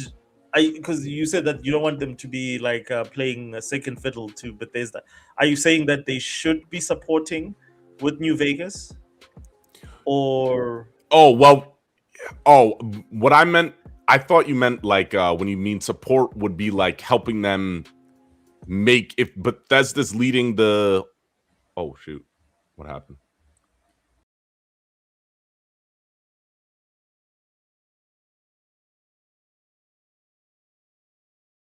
Oh shit. Y'all here? Yo, y'all here? I think. Wait, is this me and you? Yeah, I don't know what happened. I think they're coming back. Oshus refuses to get proper internet from Starlink. No, I'm not getting Starlink. I'm not supporting. Dude, he's on terrible internet. This happens every episode. No, come on now. So anyway, so So what I was saying was, you're not, I wouldn't consider them making Fallout New Vegas a support kind of thing, because I think it, in a way, it's become their Obsidian's thing. I know it's Bethesda's IP, but in a way, they've molded it to be their own thing, which I think they need to do, because Fallout is, who knows when Fallout's going to come out. So I think this would be a good move, and I'm with Ty. I think you go all in with Josh Sawyer, whoever you need to do to make this game and make it as great as possible. So Tim Kaine, he's the guy that created Fallout. If just to give everybody a brief history lesson, so Fallout, Tim Kaine, I believe, was the guy that he made Wasteland for EA back in the 80s. And then he went on to because of the fact that EA didn't want to give him the license for Wasteland, he went on to create Fallout as an alternative brand, and then went on to do well for Interplay. It wasn't great. It didn't do as well as the BioWare RPGs that they were making at the time, but it did very well. So he is one of the guys he's one of the grandfathers of modern RPGs. If you consider BioWare a studio that created the modern, say, Middle Ages based RPG, or the Dungeons and Dragons RPG, he's the one that created the modern, or what we know as the post-apocalyptic or modern or futuristic cyberpunk-ish type of role-playing games in that space. So I also disagree with Loke in the sense that I think those expertise are invaluable, and having those people on your team helping make your products can only benefit you. I don't see how this has got to do with the whole "what have you done for me lately." I don't agree with you, Loke, when it comes to that. That's how we should judge game developers specifically because it's such a unique space, and there's so much that it takes to ship a game that I think those guys can. Like, if a person can ship a game, you want a person that has shipped a game. Yeah. Alrighty. Okay, cool. So I think we've wrapped up the Obsidian arc. So let's go on to I suppose it is the sort of like the main talking point for this week, which is the PlayStation State of Play. And later on, we're also going to be talking about Highguard. And yeah, then of course, if there's any topics that I'm missing, I'll leave it to the panel to sort of bring those up, and then we will also tackle those. If you're new to the channel, please like and subscribe. Glad to have you with us. And yeah, let us know what you think in the chat. So guys, who wants to go first? State of Play. Let's start with just overall impressions before we get into the individual games and what you liked and what caught your eye and awesome for you. Oshis, I have to go for a bit, but I'll be back in like 20 minutes. Okay. All right, cool. Gents? All right. I could go first. Yeah, sure. Can Sorry, I completely missed the question. I was away for a bit. What's up? What was the question? State of Play, highlights. What did you like? What stood out? Okay, And once you've sort of broken everything down, maybe you can give us your rating, and then we'll get into those specific games. All right, sure. Kenwell, go ahead. Yeah. So overall, like, my exact score would be a B- for the State of Play. I would say let's go with a 8, and when I mean 8, that's like an 80 out of 100. So like a test, you get an 80. So you just missed a C. So that's the exact level. Like, I'm not trying to overvalue the State of Play. But there were games that I really walked away from more excited about, or I'm picking it up day one. So I would say Project Windless was my number one game. I thought that looked awesome. That goddamn, dude, like Cock Award, that shit is crazy. That rooster fighting, I thought that looked badass. Then this co-op game, Crimson Moon, it was with the two knights. And they had the swords, and they were just fucking people up, man. So I thought that was another cool one. And then I'm just gonna do my top 3 for right now. I really enjoyed the James Bond trailer. It made me more excited, and that was very memorable, and it gave me confidence that because I saw a rumor that the reason they delayed the game wasn't because of performance issues. It was because of the casting of one of the villains.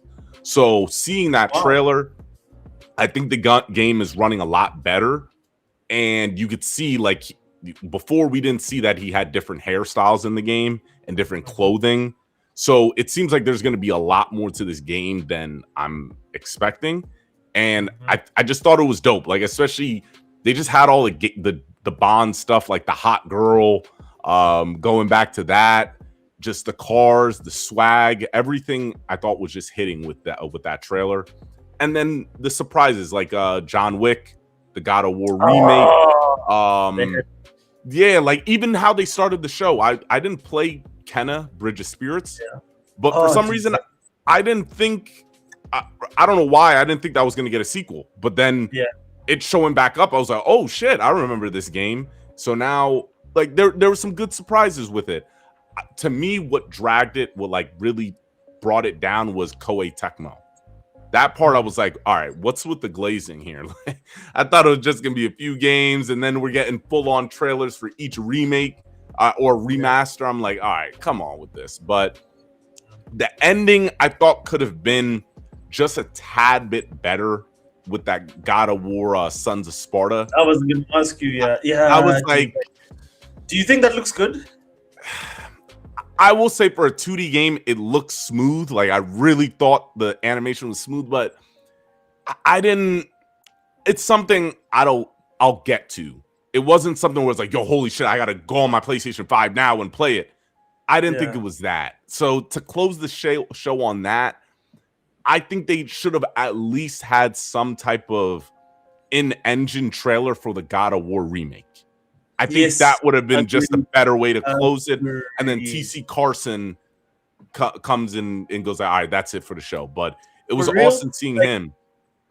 Like the fact that he's actually like I think that is there's two things, but I'll give my opinions last. But there's two things I loved about like the whole God of War announcement is the fact that TC Carson's back, and the fact that we're taking it back to Greek, like like Kratos. I was like, yes.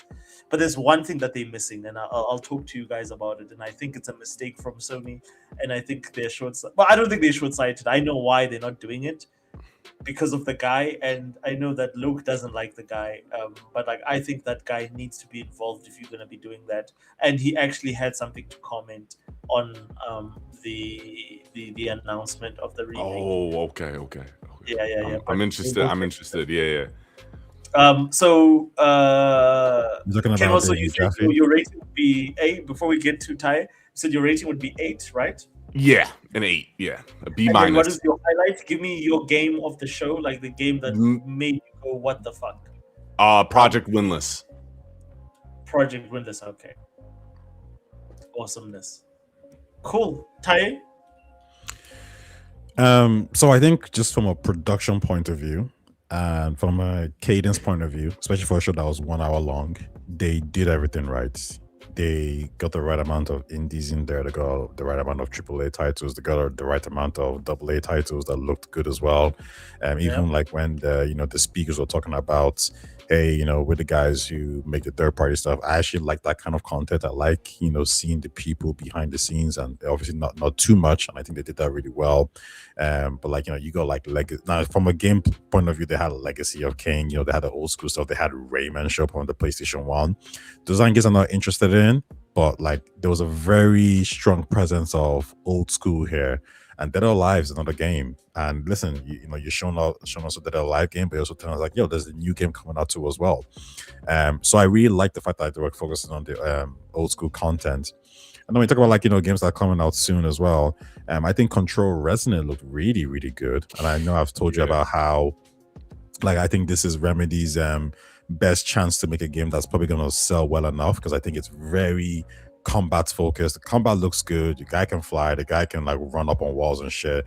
I think listen, not to give the wokies a bone here. I tell you, the anti-wokies a bone, but it's a dude, number one, and it's a dude that's on the phone to a girl, which kind of reminds me of like old school kind of conversations. I am James Are we Bond. really that basic as a group of people that's the stuff that I don't think we're that basic, but it's almost like maybe to a small extent like the romance situation where like it doesn't hurt. I think when at the end of the day, if you have a cool male character, and the audience is predominantly male, then it doesn't hurt. And listen, what Raw Remedy could do here is probably make the girl flirt with him a little bit, on the phone call, and maybe they kind of hook up or something. You could throw that in there, right? Like Ty, I just want to mention one thing. Like fire away. Control 2 could be this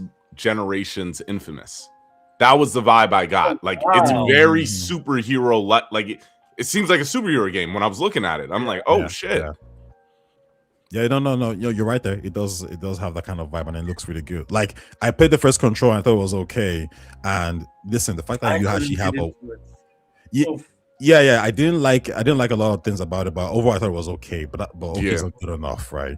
But one thing that I think this one does is like you have different combat. Like the dude was doing different kills. You know what I mean? He was like shooting them in the head and stuff like that, and and there was different weapons as well. Again, like if you want your game to sell well, giving players the options to have like 4, 5, 6 weapons is always going to be a good thing. So there you go. I thought Control showed really well. I thought Resident Evil showed really well. One game that I think for me, I was like, yo, this looks good, is the show top of the game, Yako. It's like a the Shinobi game where like there's 4 of them like sneaking around. Oh yeah. That game looked really interesting. Again, So it many looked, gems in this show, dude. Like, yeah, there's it looked just very different. Listen, even Windless, I think Project Windless can you brought it up. Like it looks like your kind of Koei Tecmo kind of game. You know, one of those you know, I can't, like the Dynasty Warrior games. Yeah. Except this one just looked more badass. You know, it just looked it looked like what would China do if they were making a game like this, or maybe South Korea, and that's kind of vibe I got. You know, it kind of looks like maybe. I mean, it's like I don't think it's gonna be this year's what's that game from China that came out again that everyone loved? Black Myth. Black Myth. I don't think it's gonna be like this year's Black Myth, but it looks like, you know, their version of Korea's version of Korea, like if I was making that, it looks like their version of Black Myth, or like Dynasty Warriors. James Bond, as you guys said, looked really good as well. Listen, that's probably like one of the things I'm actually going to purchase like this generation, right? Sorry, not just this year. And listen, it's IO Interactive making it, the guys who made Hitman. So already I know like there's going to be some level of quality there, okay, right? So that's going to be good. Anything else? Metal Gear Solid, not crazy about that, but you know, good show. I love the octopus stuff. That was cool too. I love the I even thought the what's it called again? The Castlevania game actually looked good. I'm not interested in Castlevania, but I thought that showed really well. The art style looks sick. The art style looks good. Silent Hill, it looks a lot more cinematic. You know, like I was not crazy about Silent Hill, but I was like, okay, it looks very cinematic. I played Silent Hill 2 remake and the other version, I forgot what it's called, that came out last year. Oh no, I didn't play the other version of Silent Hill now. But I saw in the Silent Hill remake, you know, I saw there was a black guy there, and I was like, "Yo, Usher's ain't gonna like this, man. He's gonna become a hissy fit, like, oh, black guy, whoa, what's going on here? Oh, what the fuck? Flop, you know, D." I was like, "Yeah, he's not gonna like this." But you know, at the end of the day, listen, I ain't a Silent Hill fan. If Usher's a Silent Hill fan, and he doesn't like black people in games, then maybe you shouldn't put black people in games for Usher. What the fuck? Because you ain't gonna get my money anyway. Yo, it's Black History Month. Come on. Okay. Listen, we remember how you did Yasuke, so it's okay. Whoa. But another game that showed really well was Marathon. I thought Marathon. The actual I don't know, the trailer was good. It made me more like, ooh, like, you know, okay, what's going on here? You know, it kind of felt more cinematic. Weekend. Yeah, it felt more cinematic. One thing I didn't like was the sound of the guns, though. I kind of felt like it should have been like it should have felt more real. It kind of felt like very toyish, but maybe that's just my TV.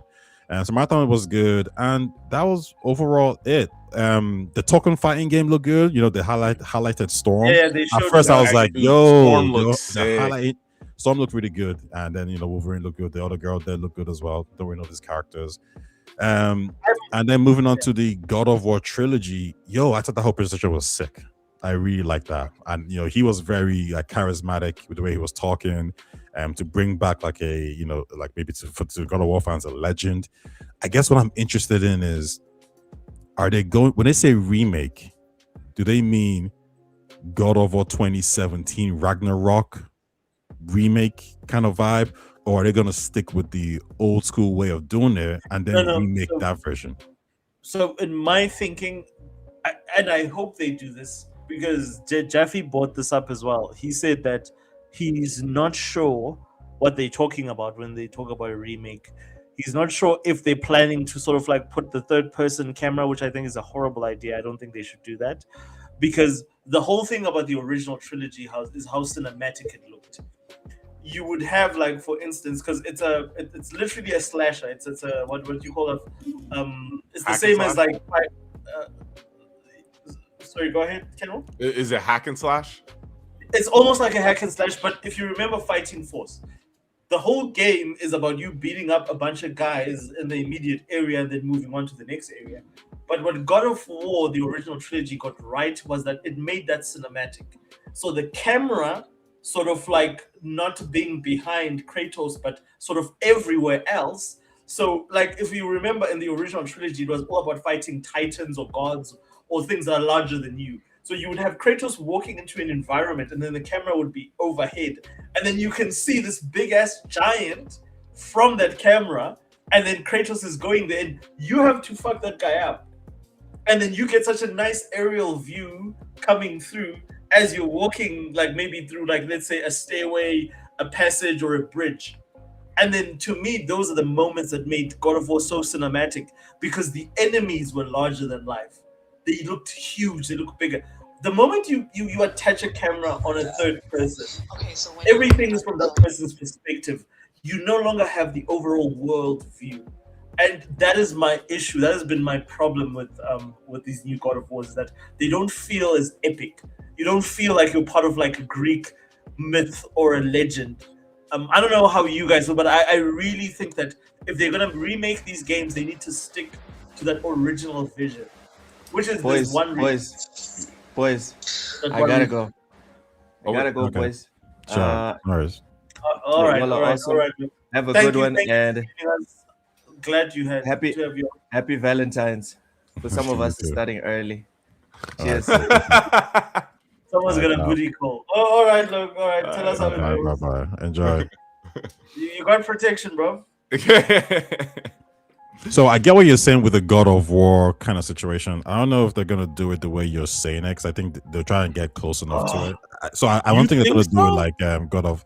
I think what you can do is this. You can probably, I mean, you could do it your way, but I think what's likely to happen is you're gonna look at a game that's come out recently that doesn't focus on the character's back. So, for example, do you think if you took a game like a Bayonetta or a Stellar Blade and said, yeah, let's just do it like that instead, you think that would be okay? Like Devil May Cry.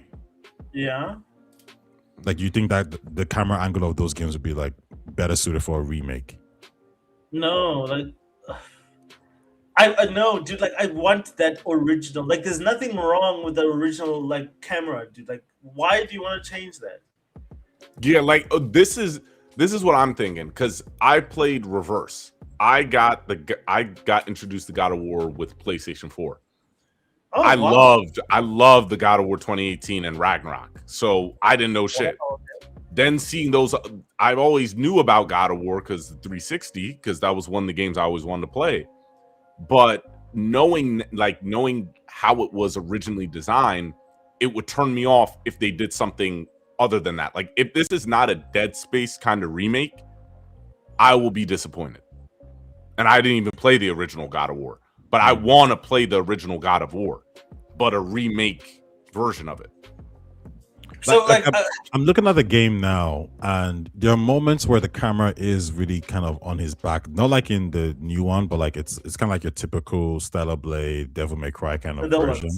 But then there's moments where the camera does pan out a little bit more and gives you like an arena to fight in. So I would say you could probably do that still, but for the arena, I would say just make sure you have a lock-on mechanic. So this is like just the opening of God of War 3, right? And then, like, of course, this is just the video. This is just like the intro video. But like, there's so much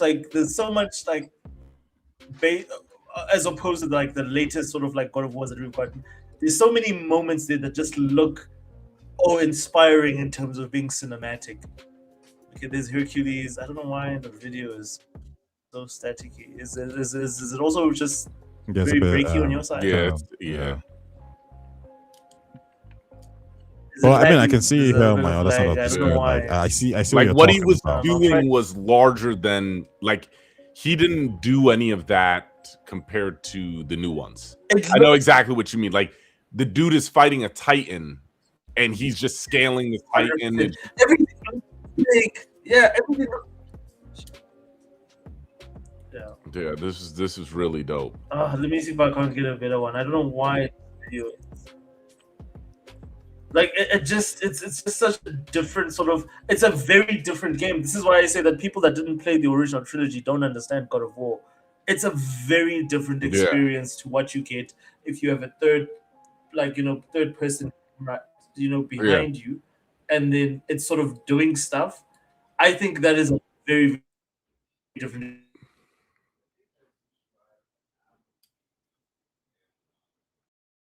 Like, cinematic around them, like the camera moves around them, like there's no limits in terms of like what you're doing with the not just with the action but the world. Yeah, you see everything like this. Like in the newer games, you won't get a scene like this where Kratos is looking down and then there's stuff happening. Like Yeah. even the cinematics, I just feel that just like they mixed so much better. And again, that's just my preference. Like I feel that like when you put a a third person camera, you sort of like you make the story more personal, but you sort of take away from the world. Whereas I feel that the older games were more focused on the world and what Kratos was doing to the world and how he was interacting with them. Yeah, like this. This is crazy. Everything looks bigger. Everything is huge. Everything is happening around. Yeah. Like the effects. So I think what you might be looking at here, then, if they're making a remake, it seems that Bayonetta. Because I think from what I remember, Bayonetta's camera goes like it does something similar to this as well. Like it goes out of her back, but it's also quite fluid in terms of and static in some areas. So I think maybe a Bayonetta camera angle is probably what they need to look at, and to kind of update it to what the standards should be now for 2020. Whatever. Like right now, I'm watching the Bayonetta trailer right now and the gameplay, and it looks like there's moments where it's at her back, and there's moments where it's like an open playing field where she can do whatever she wants to do. So I do think, I agree with you. I think they can pull it off for sure. So look at this. Imagine this now with our technology today, because this was a PS3. Imagine doing this scene with our technology today, with the sort of like texture rendering we can do with ray tracing. And like the power of the PS5 and the PS5 Pro. Like imagine this scene, just him fighting this I think it's a Poseidon horse demon thing. Like this was so amazing back then. Like if you can do this right, and again, I don't see how you can do this in a third person and like in a God of War 2018 one. How do you do this scene at God of War? No, do you want to know? I think it's like so Santa Monica is making this year. I won't lie. I almost feel like, because I know you were talking about this some time ago, Osh, just about like if you don't have enough resources or enough people to make a game, you should reach out to different developers to do it. Yeah. I think if they reach out to Platinum Games and you get like 10 people from Santa Monica, like 10 people from Santa Monica who know the God of War franchise, because you guys have to remember, like Platinum are good at making combat focused games and epic titles, but when it comes to like leading themselves, they quite suck. That's why Nier Automata was good, because you had Square Enix guiding their hand. So I think if you put Santa Monica and you say, yo, we don't have enough resources, we don't have enough people, but you guys deal with the combat, you guys watched the previous game, we've seen Bayonetta, we've seen how you guys make action and combat games.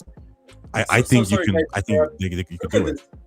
You don't get in this. You saw Ares in the background today, like this whole thing of like the whole world is alive. Everything is like it's literally like watching and playing a movie, like a huge movie. And I didn't feel that with these new games. Like everything just feels so big. Like you literally like you're this one guy, and then you've got these huge things happening around you that eventually you need to take part in or interact with. Honestly, I'll say a few things. Because I'm watching the Bayonetta thing just side by side, and like it feels like just as epic, except a little bit different, right? But here's one thing I'll say: this was the start of Sony saying, yo, I guess this, experimental games ain't really the way. It seems like people like these epic blockbuster Ares flying over, and this is why we get how we got the PlayStation we have today. This is amazing. Like to me, this is I remember playing this for the first time. It felt so grand, bigger than ever, and it looked better than it did on PS2, because I just not so long ago I just finished the PS2 version of God of War 2. So getting to God of War 3 was just like, what the fuck? Like you guys have upped the ante in every way possible. So I really hope like they stick to this when they remake Bayonetta, yeah. I see that. That's a good comparison. Yeah, I'm looking. Yeah. No, sorry. Go ahead, Karen. Yeah, I'm looking for like a Dead Space remake. Like what they did with Dead Space, it was like, all right, let's fix a lot of the stuff. Yes. Let's keep it as close as possible, but let's improve where it needs improvement. So that's what I'm looking for with the God of War remake. And do you guys think it's gonna come out in one shot, or do you think it's just gonna be 1, 2, 3? 1, 2, 3. No, I think they're gonna do it. I think they're gonna do it all in one because they said. No, really? You think? I don't know. That doesn't make sense. Oh, really? You think they're gonna release? Oh, you guys think that they're gonna release these games separately? Yeah. I think maybe 1 and 2 together, but 3, I feel like they're not. You think they can make these? Well, look, all of these games can be remade standalone. Wait, I'll say this: if you're remaking, if you're actually remaking a game and you're putting money behind it, and you're getting the original voice actor, you're changing the combat, the camera angles, you're adding a remake cinematics to it, then the budget for all those 3 games, it's not going to be $70. Like they're going to be like, no, like you know how much this cost. If it's a remaster, sure, but you know what I mean, like three remade games. Like, can you imagine Sega saying, "Oh yeah, we've remade Resident Evil 4, we remade Resident Evil 3 and 2, all for the simple price of $60." No, no way. They're charging you full price. Say altogether, this thing's gonna cost $210. So wait, think about this, right? No, wait. You think about this. Imagine Square Enix, Final Fantasy, remake, Rebirth, and the new one. All those 3 games for $70. It's a brilliant price, dude. It's a brilliant bargain. So wait, no, but do you think that's financially feasible? Yeah, that's it's a remake, so you're making a new game, pretty much. You literally building it from scratch, but technology that you're familiar with. Wow, I didn't think that far, to be honest with you. Like you guys are. Because my immediate thought is that when they mentioned it as a trilogy, is that they would remake this trilogy as a one package deal, not that they would release these games. I would only expect that if it feels more like a remaster. Yeah, but it's you're right. Like I can't argue with anything that you guys are saying. You guys are right, because how do you do this for one game? Like how do you make this just for one game, and and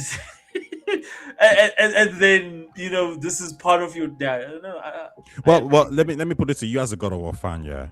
If Sony said, listen, we can do all 3 games and it's gonna be like more of a remaster kind of thing with some remake elements to it, like Metro Prime remake, or we can really remake the whole damn game and each game will be like 90 million or 100 million each.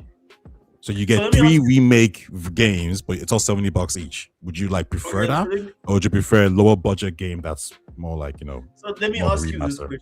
So then, why don't you just announce that you're just releasing, you're remaking God of War 1 first, and then that's the only problem that I have with how this was announced. When they say trilogy, it tells me that they're planning to release this remake all as one story. So what I'm thinking when they were talking about this is that they're not going to release 3 separate games that have been remade. They're going to take all this and then they're going to put it into one continuous story from point A to point C. So in other words, what they're going to be doing is that they're going to make it one game. They're going to take all 3 games and they're going to make it one game. And of course, there's a lot of shit that they're going to have to cut. There's a lot of shit that they have to polish up and add. But they're then going to just have one game that encompasses what you experience from God of War 1 to 3.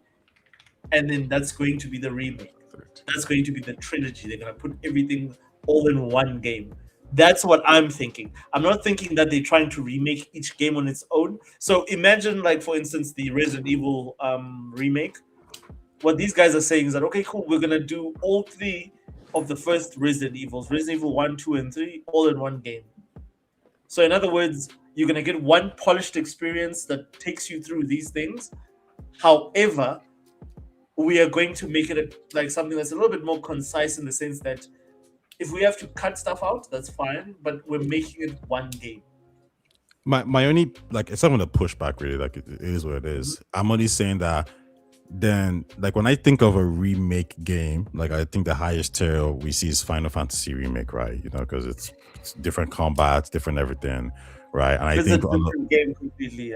yeah, and I think from a lower tier point of view, it's more of like a remaster, like whatever it is. So if they're gonna give us all 3 games, then I don't expect this game to cost that much to make. And if it doesn't cost that much to make, then I don't know if it's going to look as new and as great as I thought it would be. Like, for example, like, is it like Legendary Edition Mass Effect?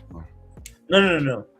What they're going to be doing here, Tai, is that they're going to sort of like redo, and then this is the thing. Like, I suppose, let me bring it up since we're talking about it, so that we don't miss it. So I watched David Jaffe's reaction to this, and this is the one thing that I kept saying, that like, it's disappointing to me that they didn't reach out to David Jaffe. And what he said is that he's excited about it, but he's a bit disappointed in the fact that they didn't reach out to him to say, of all the ideas that we had that didn't make it into the game, what would you have liked to sort of had in? So he would have loved to contribute to the creative process of this game, because there's a lot of things that they couldn't do with the first game. So if they're remaking it, what would you have liked to see added onto that?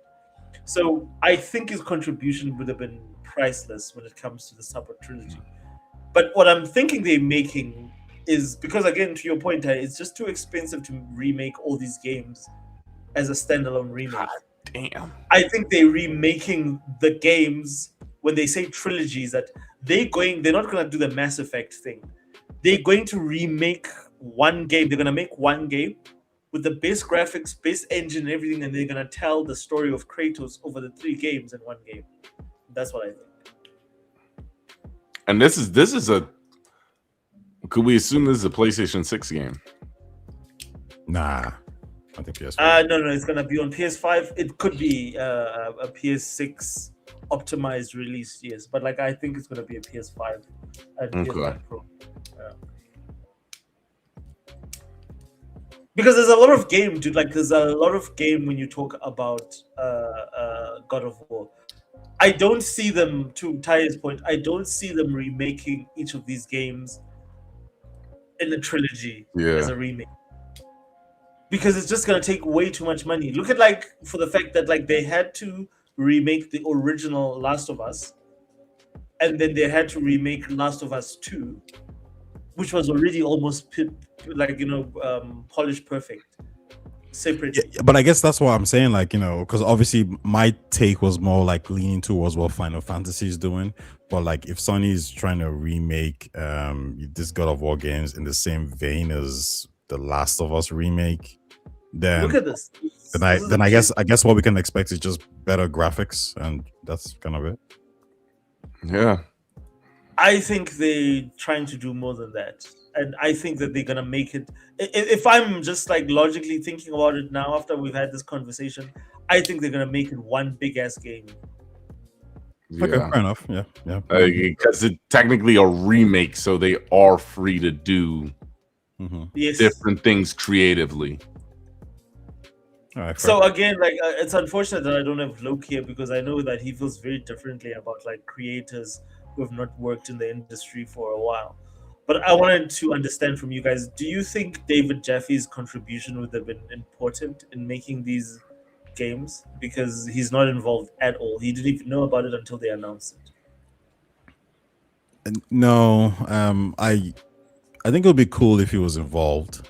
But at the same time, is the original creator of Gears of War, Cliffy, is his is his contribution important to the Gears of War D-Day remake? Is the original creator of Tekken, Street Fighter, all these people that important to the franchise or remake? So can I answer your question about Cliffy B? Fire away. So I've not really enjoyed, and like Loke would agree with this, I still think that like the best fun I had with Gears of War was Gears of War 3. Gears of War 4 and 5 just did not capture me. So I would say that like Cliffy B not being involved in 4 and 5 was a huge downfall for that game, because he understands the subtle, like, and it's so difficult to explain this to people, that there's subtle mechanics in games like Gears that get you into a game like Gears that like only a guy as crazy and as creative as Cliffy B could understand. A lot of that is missing in Gears 4 and 5, and it's very difficult for me to explain. Kendall, maybe you can. I can explain it. It's not, first of all, the lack of characters. The characters don't. His son, I think his name is Dell. The big three. Yes, the three are just not. You don't really care about them as much. Yes. And it just seems a lot of 4 and 5 just seems uninspired. Like 5, especially when they tried doing the open world thing, it was like, what the fuck is that? Like, no. But I played the Reloaded edition over the summer, and with my brother, I'm like, bro, we loved it the same way because it was just these 4 guys, and it would just dropped in, and shit was just popping off, bro. And you're also learning about the locusts at the same time. That you don't know what the hell these things are. These things are big ass creatures, huge ass creatures, and they're using guns, and it's an all out war. There's mystery, intrigue with everything that was going on in Gears of War. But with 4 and 5, you're just like, everything feels so empty and so scripted. Like they're trying too hard. It's hard to, like you said, it's a little bit hard to say, but I would say that like the characters, the story, the gameplay is pretty much ripped from 1, 2, and 3. It's just like a polished version of it. And so you're just left with, well, like, why they continue this franchise? So let me ask you, could you identify with Dell, and who was the girl that you played? Kate. No, not at all. Kate and Dell were those characters that were like, I had a better bond. I loved Marcus Phoenix. Who's this? Beard, Dom, Beard, Dom. All those guys, like they're grizzled vets. Yeah, like, you identify with them. So there's like such a unique relationship you have with them because of like their relationship with the war. Yeah. But I just feel that Dell and Kate and what's Marcus Phoenix? I can't even remember. JD, yes, fucking hell. And he's played by like, and it's worse because the actor that plays JD is the guy that plays Spartacus in the Spartacus series. Yeah, and he's gonna play Wolverine, I think. Yes, he's playing Wolverine. Yeah, he's Wolverine. And I still just could not get behind the character. Dude, you know they messed up because of Ide. Nobody was running anything, and I'm like, over some when I played the game, they weren't Cole and Beard. They weren't drones. So Marcus did what he had to. Like Marcus, you know, he comes in and nobody's really rocking with Marcus because he kind of went off the mission. He went off script. Yes, correct. So Dom is still his boy, but Beard and Cole, when they come in, especially Beard really wasn't trying to listen to nothing Marcus had to say. Yes, correct. Like Coltrane was just doing his thing. He was just a good soldier, but he still kind of was like, come on, like what are we doing here? But Beard really was not fucking with Marcus. So it was like you had that type of dynamic, and Marcus just was like, yo, listen to me. I know what I'm doing. And then he kept having to prove himself. So there was more stuff with the character dynamics that they played around with that Gears 4 and 5, like, again, of course, this isn't no sexist shit, but 4 then going to 5, that pivot where Kate became the main character, I was like, what the wait, and when did this happen? Like, and to me it felt forced. And then like, I don't know what ending you got to Gears 5. Oh my god. Like and to me, I looked at that and I said, this seems like it just felt desperate to me. Like, why would you do this?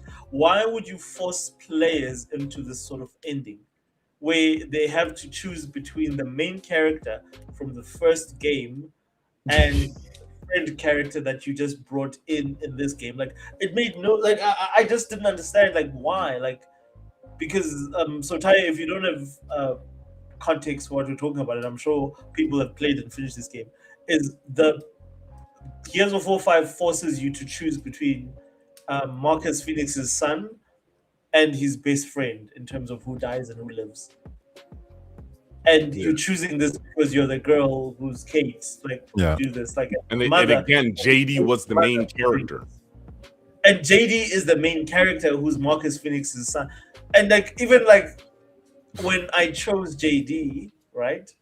And I had to tell Marcus Phoenix that, yeah, oh, by the way, bro, I let your son die. I was like, this is, it was so weird. I was like, and then now the Marcus Phoenix has to deal with the fact that his son died. Like, Like, it's so weird. Like, I'm like, why would you do that? Why would you make that choice if you don't have a narrative? And it's the same reason I think they just went back to E-Day. yeah. Because they didn't have any way to go from that in terms of the game. They broke the game by making that, like, and I don't understand why they had to force that choice. Would you have what this guy's called again? Blue Point Games remake the game instead. Blue Point, They're the ones who did Dark Souls remake. Which game? Are you Demon talking about Souls God of remake. War? Demon Souls, yeah. Which one? God of War or? Yeah, God of War, yeah. Blue Point Games. Would you rather have them make it? Blue Point remade God of War, they would remake it game by game. So in other words, they would have a remake for God of War 1 and they would have a remake for God of War 2. No. But what I mean is like in terms of trust. No, I would trust them to do it, but like Ty, like you right. Like I'm trying to think about this. Is that these games are huge, right? Each and every one of them. You can remake God of War 1, and that's an entire game on its own that will constitute being out for a year on its own.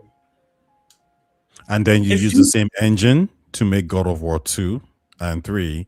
Like, I'm just from a financial point of view, I think releasing them separately just kind of makes sense. And then, after like 4 years, screw over the consumer and just release them as 3 of them in the package again. Like, there you go. I would release them. I don't know how Ken will feel about this. I would release them based on what you're saying. I would release them separately. But I just feel it's weird the way they announced it. Because then they should have announced that we're releasing God of War 1 remake. They just said we're releasing God of War Trilogy remake. So that to me, it confuses me the fuck out of me. But to your point, if how I was doing it, I would do God of War 1 as a standalone remake in 1 year.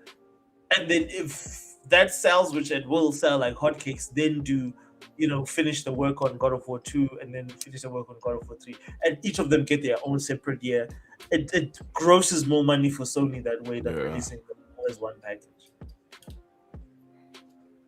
Yeah, the problem, but I do think you guys are right with their releasing it all in one, because it's hard to do that with video games because of the price. So to come back, like, all right, let's say, how long do you want to wait when you get the God of War 1 remake to the second one? Because I don't know if waiting a year is still a long enough time. And then you got to look at the market, what else is coming out. And then I think the trilogy will probably be something a little different than what the separate games. So you think they're gonna release them all as like one trilogy? Yeah, I think that makes sense. Yeah, now that you bring that up, I agree with you. All right, fair. Tyre? No, I think you guys make a good point. So I'll probably lean towards that more. Maybe there's a financial part of it where Sony's like, we don't want to spend that much money on, a remake like this. And maybe they want to get this game out in front of the TV audience, right? Because I think the TV game is focusing on the Greek stuff as well. So they want to get the game out as fast as possible. The TV is focusing on the North stuff. Oh, is it? Okay. Yeah. I mean, they're going to feed into each other, so it's going to sell either way. So maybe, they don't have enough time to... Like, it's not attractive enough to make a remaster of the first game, so they'd rather just make it like a remaster of all the three. Maybe it's like just a remaster and then drop it and then people buy it. But no, I don't have any strong points on it. I will say, to what you were saying out earlier, I would have probably reached out to Jaffe and said, "Oh yeah, do you want to I would have even probably gone further and say, do you want to direct the remake and have Blue Point Games, like you tell them what to do and how you want it to be, and it's going to be a remake of the original stuff. And Jaffe, like, he was like, yeah, sure. And he doesn't have to do it like full time because it's like a remake or whatever it is. Yeah. So what Yeah. he said was the guy that's in charge of Sony, which I think is Hemmenholz. He says that guy hates him, like they don't get along, so he's not surprised that he's not brought back on. I don't know. I think he was talking about Hemmenholz, but he mentioned like he actually said that like the dude that's in charge of said Monica is a dude. He says something like, "Yeah, I don't like him. Like I never liked him, so I'm not surprised that I'm not involved." So I was like, "Okay, cool." So I'm thinking he's talking about like Hemmenholz, who's in charge of the overall output of Sony. Because I know for a fact, like he's mentioned it several times, that him and Hemmenholz don't get along. He doesn't like the guy. He hated the fact that the guy. He should have at least been a consultant, at least. He should have. I agree with you. He should have at least been a consultant, because it's not like he still plays a consulting role. When I used to watch him a lot back a few years ago, he says he still consults on some people's games, and so his mind is still there. So I don't see why not, and especially with the first game, at least. Like, come on. Yeah, but the problem with Jeffy is that Jeffy is also very difficult to manage from a corporate perspective, because he says a lot of problematic shit on his podcast. So I think Sony also just keeps him at like an arm's length in terms of distance, because of the fact that they worried about like he might compromise a brand or have an opinion that offends a section of the fan. He's pretty. Yeah, he's hated by the conservative crowd. Absolutely, he's pretty. Because he's got a trans child, so that whole audience is not into it. But he talks too much. Yeah. But it's his personality. Nintendo and PlayStation would hate him because they're like, you just bring unnecessary drama. Listen, you more of an Xbox guy, man. Because those guys, they don't care. They just talk whatever, and then they end up like in trouble. We're not about that over here. Like, we're like Apple, we're very prestigious. Like, I'm pretty sure Nintendo was like, yo, why is this freaking Bayonet's like the director? What was his name again? Shigami, Shingi, whatever his name. Like, why are you talking? Why are you debating with people? Like, why are you arguing online? Like, you're in a loser. Like, what are you doing, bro? Like, so I'm pretty sure of it. Yeah, man, it's a pretty great stuff. So you guys thought, what would you guys give it instead of play? 8 out of 10 for me, for sure. Oh, 8 out of 10. To me, Kenwell, it literally is an 8 or a 9, and that's because of the game that you see in front of you right now. The fact that they showed off this game, and the fact that like this game is the history of this game is that it was unportable. You could not port Metal Gear Solid. Yeah, PlayStation 3. And then when they showed this off, I dropped. I was like, I'm alright. I can die now. Like, I'm good. Like, if you told me tomorrow, like, I know, Oshas, your life is over. This is it. Like, okay, I saw Metal Gear Solid 4 being ported to other platforms. I'm good. I've seen everything I wanted to see in life, because this game, and my only worry is that are they going to be able to pull it off and give you a 4K version of this game? Because this game is such a fucking hard, like, it was specifically made by Kojima for PS3 hardware.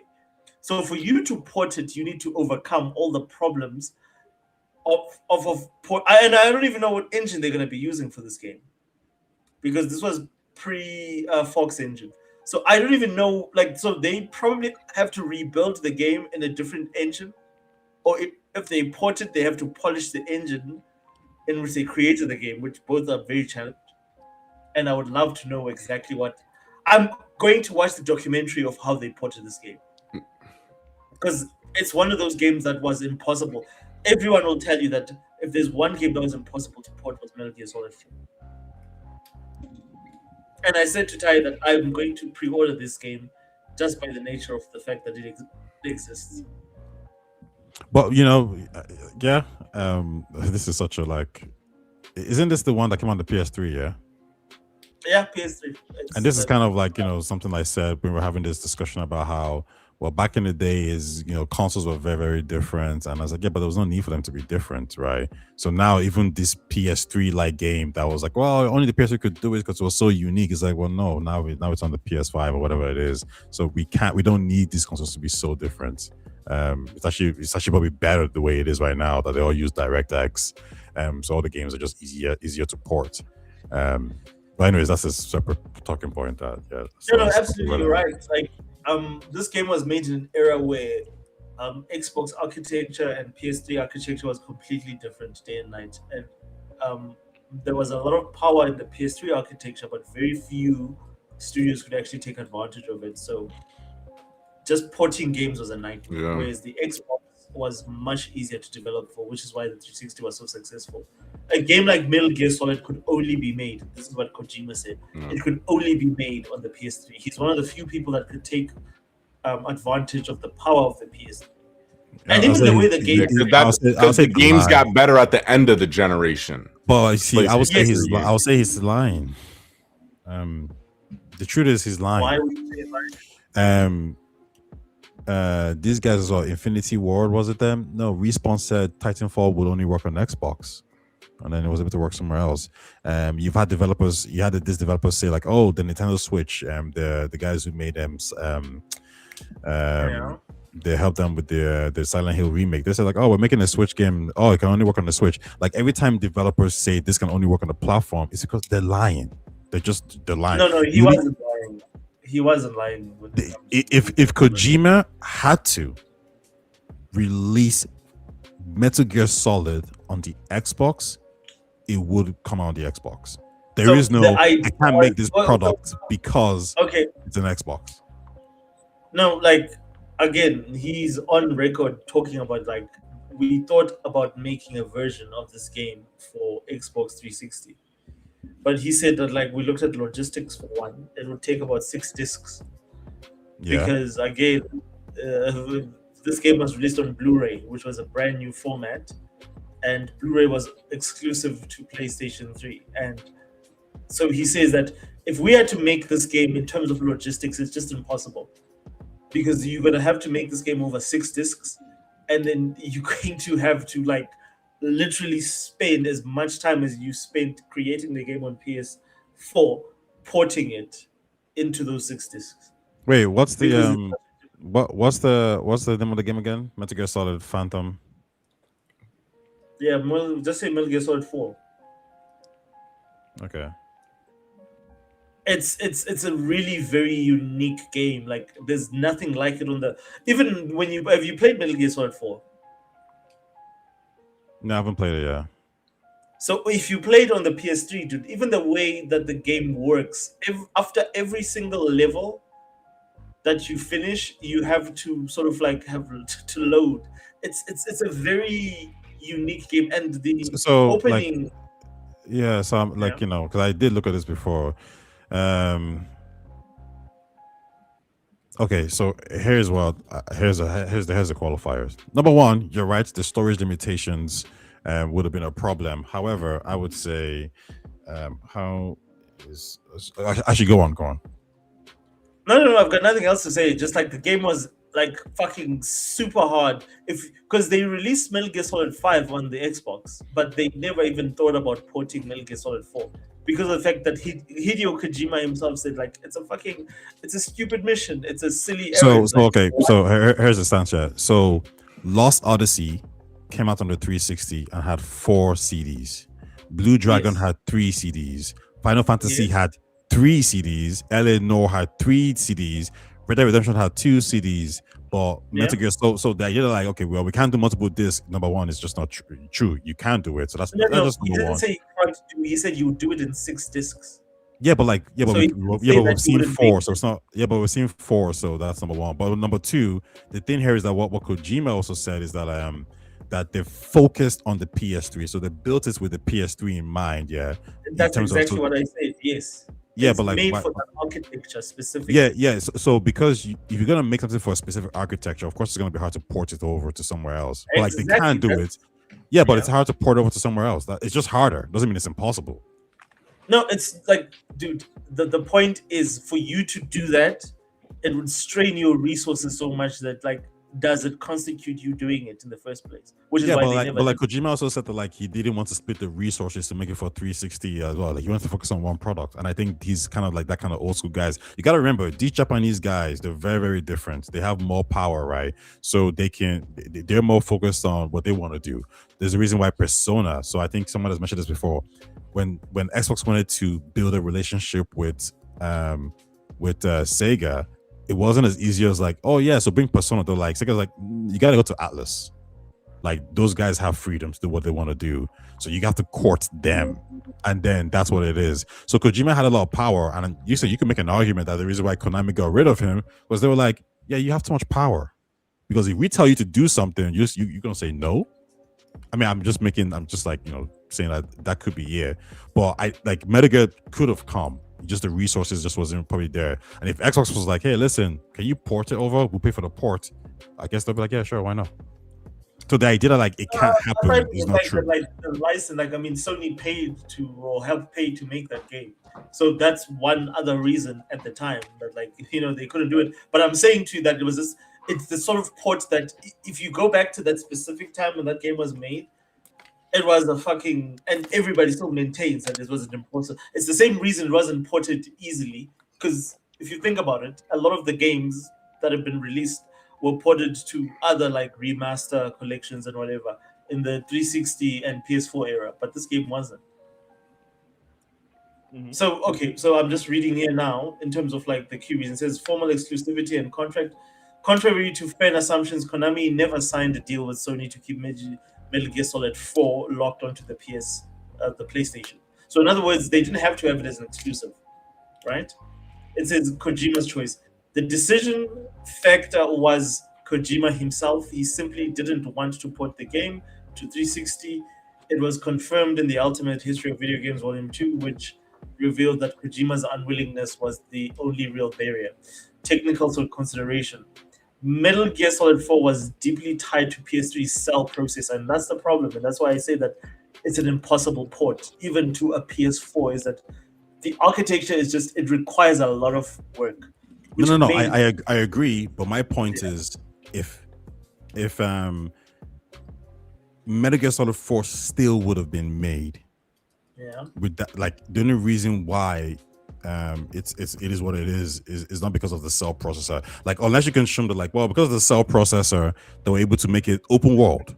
They were able to have, guns that wouldn't be available otherwise. Like, what is the material difference within the gameplay that would justify, the cell processor is needed? That's what I'm saying. I don't think there's any justification for that.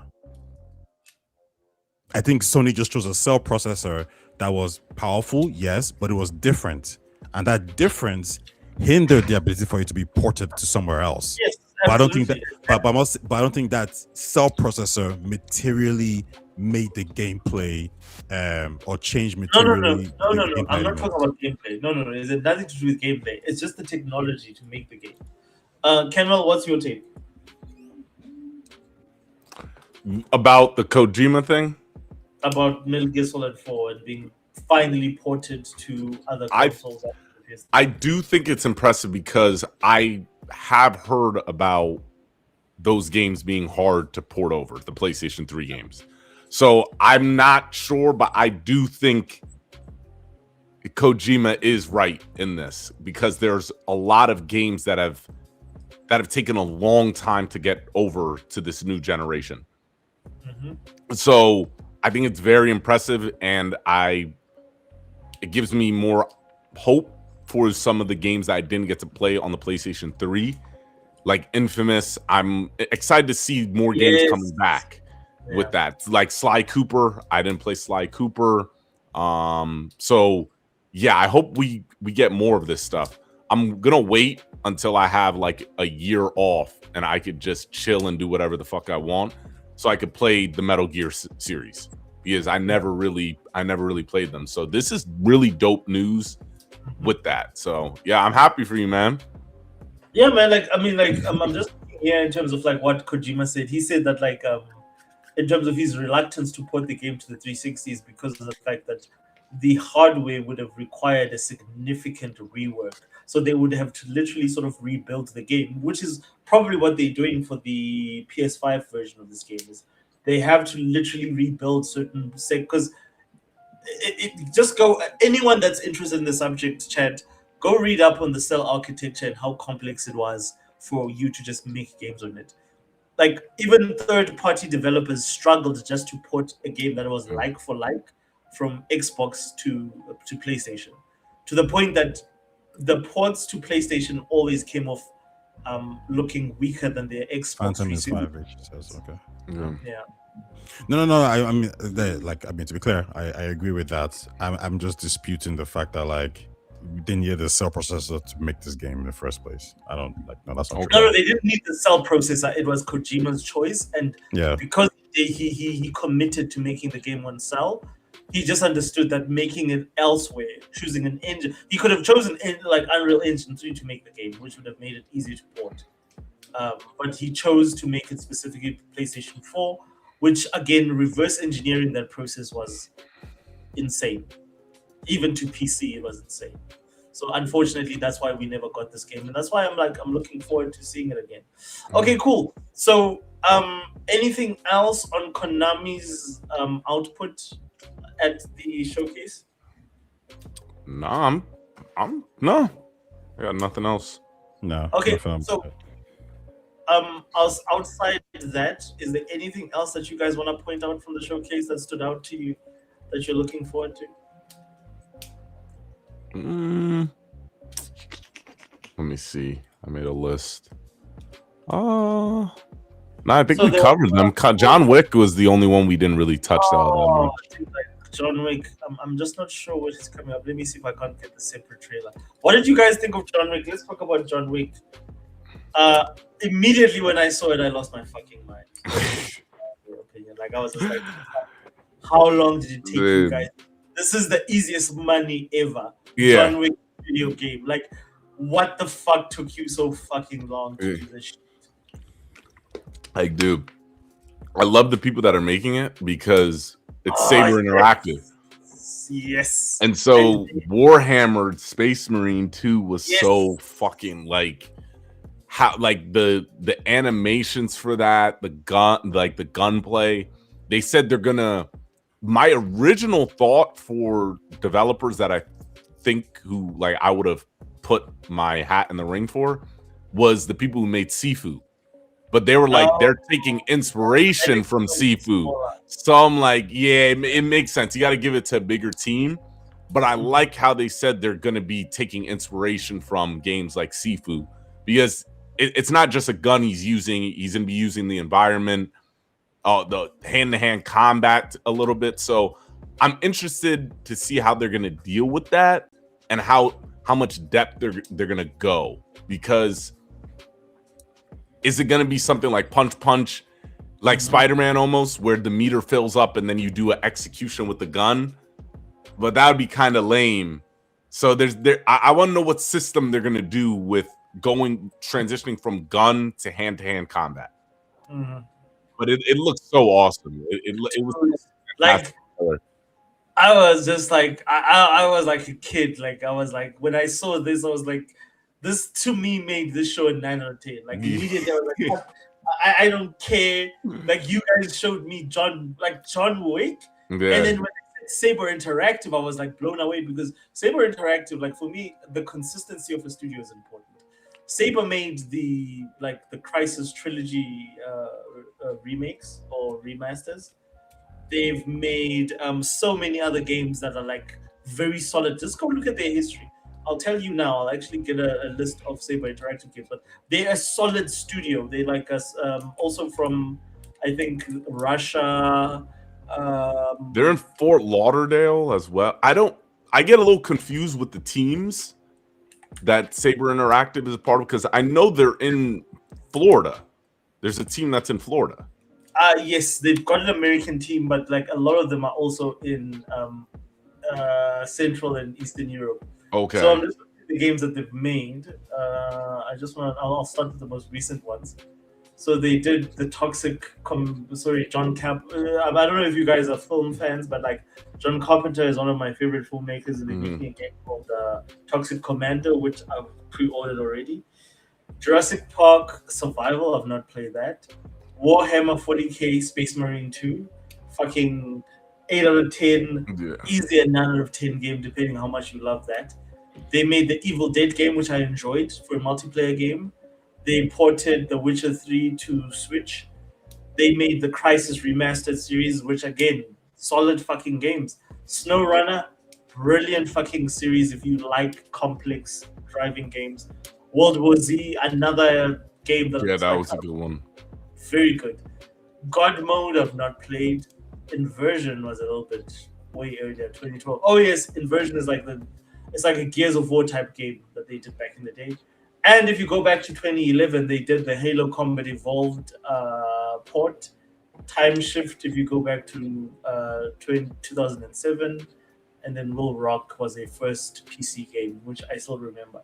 So these guys, I trust them just based on their reputation of the games that they've made. Ty, what's your thoughts on... I don't know if I'm as crazy as you guys or Saber on this. I think, obviously the idea of Space Marine 2 is good. I think the shooting there felt great, but I automatically jumped to Max Payne 2 and Max Payne 3. Those are very heavy shooting games, and I think John Wick is a heavy shooting game. And the people who made Max Payne 2 and Max Payne 3 is Rockstar. And no, wait, no, Remedy. Sorry. Max Payne 2 was Remedy. Yes, my bad. Rockstar published it. Max Payne 2 was Remedy, but Max Payne 3 was Rockstar. They used their own in-house studio to do that. So if you had told me that the people who made Max Payne were making this, I think, because my question would be, what video game franchise or what video game do we know that is similar to John Wick? And I think the only thing that comes to mind is Max Payne. So I would have been more impressed. I hear that. Yeah, I agree with that. If it was Remedy or Rockstar. When it's Saber, all I'm thinking about is, but they did, Space Marine 2. I don't doubt they can do it. It's just it didn't fill me with amazing confidence that this is the guy. It's kind of like superhero games. If Insomniac makes Spider-Man or Wolverine, you're kind of more excited if you hear they're going to make a Blade game or something like that. You kind of trust them. So I thought it looked. They showed some nice cuts, which is good. So I am looking forward to it. But it didn't fill me with massive excitement because I was like, oh, it's Saber. I don't really care too much about it. So what you didn't like? Did you play the Crysis Remastered trilogy? No, I didn't. Is it good? Is it something that? Brilliant. It was brilliant. They to the T they got it right. What criteria? So Crytek was trying to do with those games in the original trilogy, and graphically, these guys, to me, they've never missed. If you want to contract a developer to make your AAA game, I don't think there's a better developer. And then I think the one thing that actually fucked them up is that I think they're a Russian developer, and a lot of some of their projects got fucked when the whole war in Ukraine happened. They got really screwed when it came to that, because a lot of the publishers, they had a lot more complications with Western publishers because they're based in Russia. But don't get me wrong, I'm looking at the Crysis Remaster stuff and it does look good, but it looks like a good first-person shooter game. It's just I don't know if you played Max Payne 3 before, but it's a very heavy. Ken, you've played Max Payne, right? Yeah. I did play. It's one of my favorite Rockstar games of all time. The problem with Max Payne 3 is that it also didn't do well when it came out for Rockstar. They considered it at the time, I won't say flop, but it wasn't as successful as. Listen, bro. On your favorite platform, Steam, that you glaze a lot, it's a 9 out of 10. Yes, it's exactly. I've got it on Steam, I've got it on PlayStation, but I'm saying in terms of sales, it just didn't do as well as Rockstar wanted it to. No, that's true. But if you put But then John again, Wick behind it, then I think it's so going let to me do ask you this numbers. question. So go look up all of Saber's games on Steam, and then you will see that all of those games scored very well. They No, no, all no. nice. But it's not about scoring very well because you can be good. Like you can be good at making a football game, a basketball game. But like if we're talking about like a first person shooter game, it's different. Like I'm like Max Payne 3 right now. Its Metacritic on PC is 87. On Xbox 360, it's 86. On a PS3, it's 87. Like that's pretty high. Yeah, but So if you're you tell me saying, the guys, if you tell me the yeah. guys who's but Saber is like what at 90 maybe in some of these games, but those games don't necessarily fit. You're John saying Wick. like the DNA. Like I know what you mean. Like that's why I was excited with IO doing James Bond. Exactly. It In fit- fact, it- another like, example. it- Okay, Go let on, me go on, just. go on. I just want to check something, but go. Sorry, go ahead. I was gonna say another example is like when we were talking about Perfect Dark. What did I say? I said you put Ayo on Perfect Dark, yeah. perfect. You know what I mean? That's a match made in heaven. You're not gonna put freaking Ghost of Yote Santa Monica on Perfect Dark. I mean, like why? Like, what are they gonna do? They don't have that DNA to make that kind of game. Like in the same way how when we heard So, okay, cool. Playground So Games again- was making Playground Games was making Fable, we weren't like, oh, Playground Games. No, they make racing games. Like it's very Let me different. tell you this. So, okay, cool. So, what is, and you can just have a look at this. So, Will Rock was a first person shooter, right? They made this in the 2000s. Then they ported Halo in 2010s.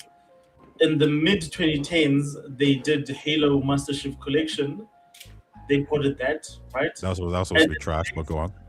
So, what's trash? Halo Chief Master Chief Collection wasn't supposed to be a bad game. No, like the problem with Master Chief Collection was Microsoft infrastructure for internet play. All right, go on. Okay, and then they made World War Z, which was a co-op zombie survival shooter, completely different from what they did before. Then they did SnowRunner. SnowRunner is a driving game. Okay. It's a driving game where you drive like off-road vehicles. Then they did Warhammer 40,000, which is very close to what they're doing with like John Wick, just with better like mechanics or different mechanics. So like this is a versatile studio that can do very different projects. Yeah. This is why I stand behind them. I mean, Warhammer Space Marine 2 is one of the best games that came out in the year that it came out. It's the best-selling Warhammer game, I believe. No, not true. I don't know the date yet. So then, the same year that they did Warhammer, they did Jurassic Park Survival. And then they're also doing John Carpenter's Toxic Commander coming out soon. And then, of course, they've just announced the John Wick Triple. So I don't doubt their expertise, dude. These games are these dudes are very versatile in terms of like their offering. They're not a one-trick pony. They are a studio that can program for very different games. Dude, if you've played the SnowRunner games and you know how just complex and different those games are, and those guys, the same guys that make SnowRunner can go and make Warhammer 40K Space Marine 2, that's talent. I don't doubt them at all. No, you're right. I guess like my point was just I wasn't like ooh, like I mean I'm not saying it's bad. It's just I just wasn't like blown away with the guys. You know what I mean? Like if you tell me Crystal Dynamics is making a Uncharted like game, I'm more excited for that because I know they have that pedigree. So that's kind of what it is. Okay. As soon as you told me it was Saber, as soon as I heard it was Saber, I was like, yeah, that could work. Do you feel the same way? What about Saber doing it? I think I have faith in Saber. I'm very I think their style of gameplay is gonna work with this game with John Wick. I'm fully confident with them.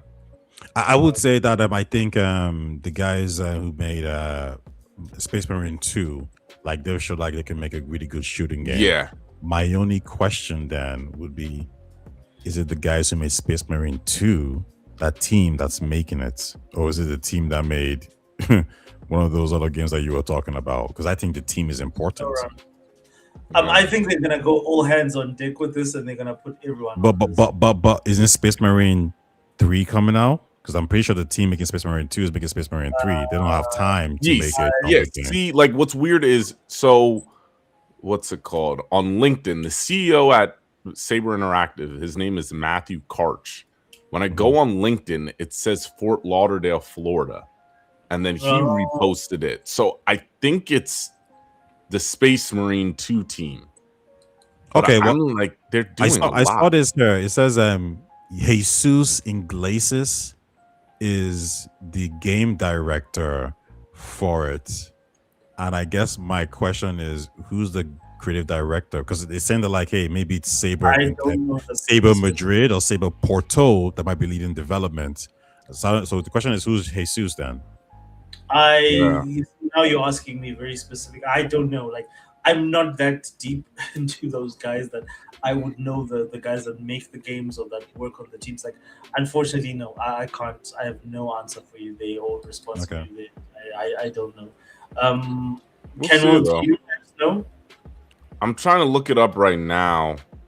I don't see anything, but yeah, I was always confused because remember how they were part of Embracer, Saber, and then they were yeah, out of that deal because of just they do such good work that I think they've got a huge their reputation in the industry is quite considerable. Yeah. Like the fact that they were able to get themselves out of that Embracer deal tells me that these are guys that broke. Where Crystal Dynamics couldn't until the Amazon deal. So Jesus from Sega Interactive, he works in the Spanish team, and he was the game director for Evil Dead, the game, WWE 2K Battlegrounds, and NBA Battlegrounds. His older games were Looney Tunes, Phineas and Ferb, Disney Pixar Cars 2, Hoop World.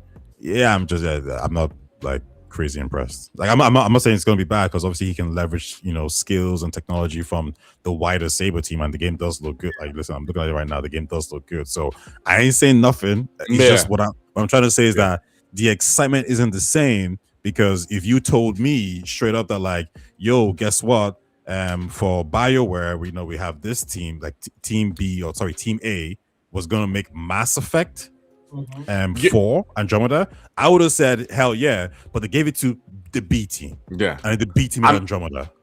I'm with you, Ty. I'm still fully confident in Saber. I'm still fully confident, but Remedy. Now that I'm thinking about it, when I saw John Wick 4, I was like, dude, this would be such a good video game. And I was running through the list of people, and I'm like, the visuals, the gameplay. I was thinking Remedy first, and I would have liked, just for the success of Remedy, because I think they're a studio that needs a licensed IP for people to recognize them. I think this would have been a good catch for the studio, because their games really struggle with selling, becoming commercial. So I do think Remedy, this would have been a nice catch for them, and it would have fit them. Do you know what I would actually say is going to be interesting? Remedy is making Max Payne remake, right? So I think a Max Payne remake can go up against a John Wick remake, because they're similar kind of games. Yeah. And I guess the question would be, which one would be more interesting, Max Payne or Saber? Oh, sorry, Max Payne remake by Remedy or John Wick by Saber? I think that'd be a good comparison. Yeah. And I think that would be informed to who should have actually developed this game. I think it's ironic that you say that, because of the fact that like I'm actually playing what's this game? I'm currently playing Max Payne 3, and I've got the skins from I've got the John Wick skin on, like the mod for the John Wick skin. So I'm playing Max Payne 3. So it's killer. Like this is why I just fucking lost my fucking. Dude, I can't wait till John Wick, bro. Yeah. So anyway, I yes, mean, like I'm definitely looking forward to seeing what they do with the reboot. Fair. Yeah. No. I think. Sorry, guys. Like, I'm not shitting on the game or whatever it is. I'm only trying to say that like my expectations weren't blown away because I didn't know too much about it, and I wasn't like crazy about the people making it per se. Okay. You're a hater, but it's okay. Listen. Here's another thing. If you told me.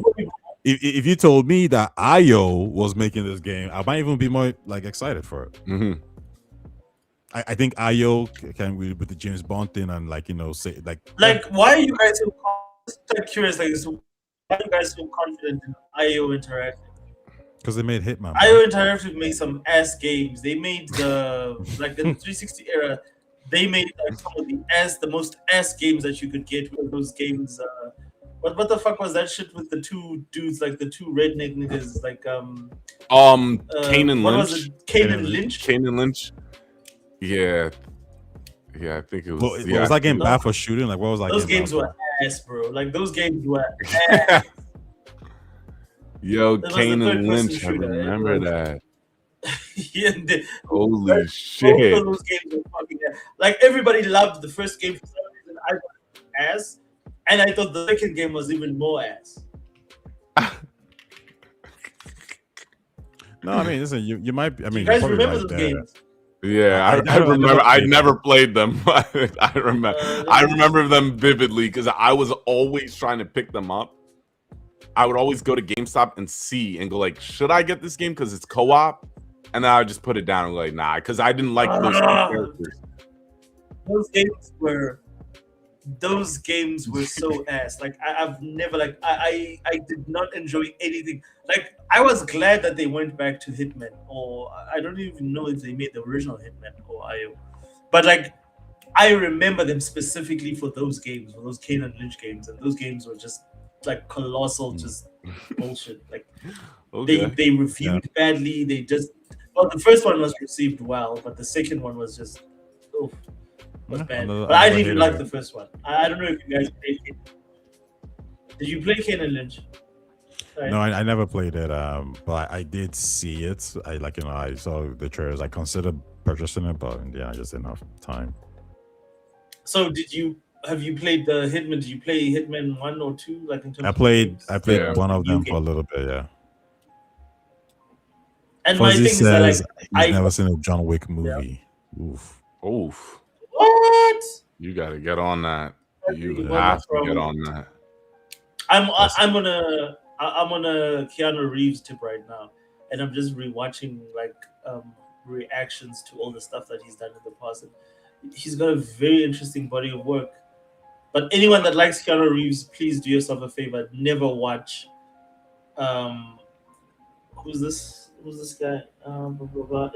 What's the movie's name? It is. I'll tell you now.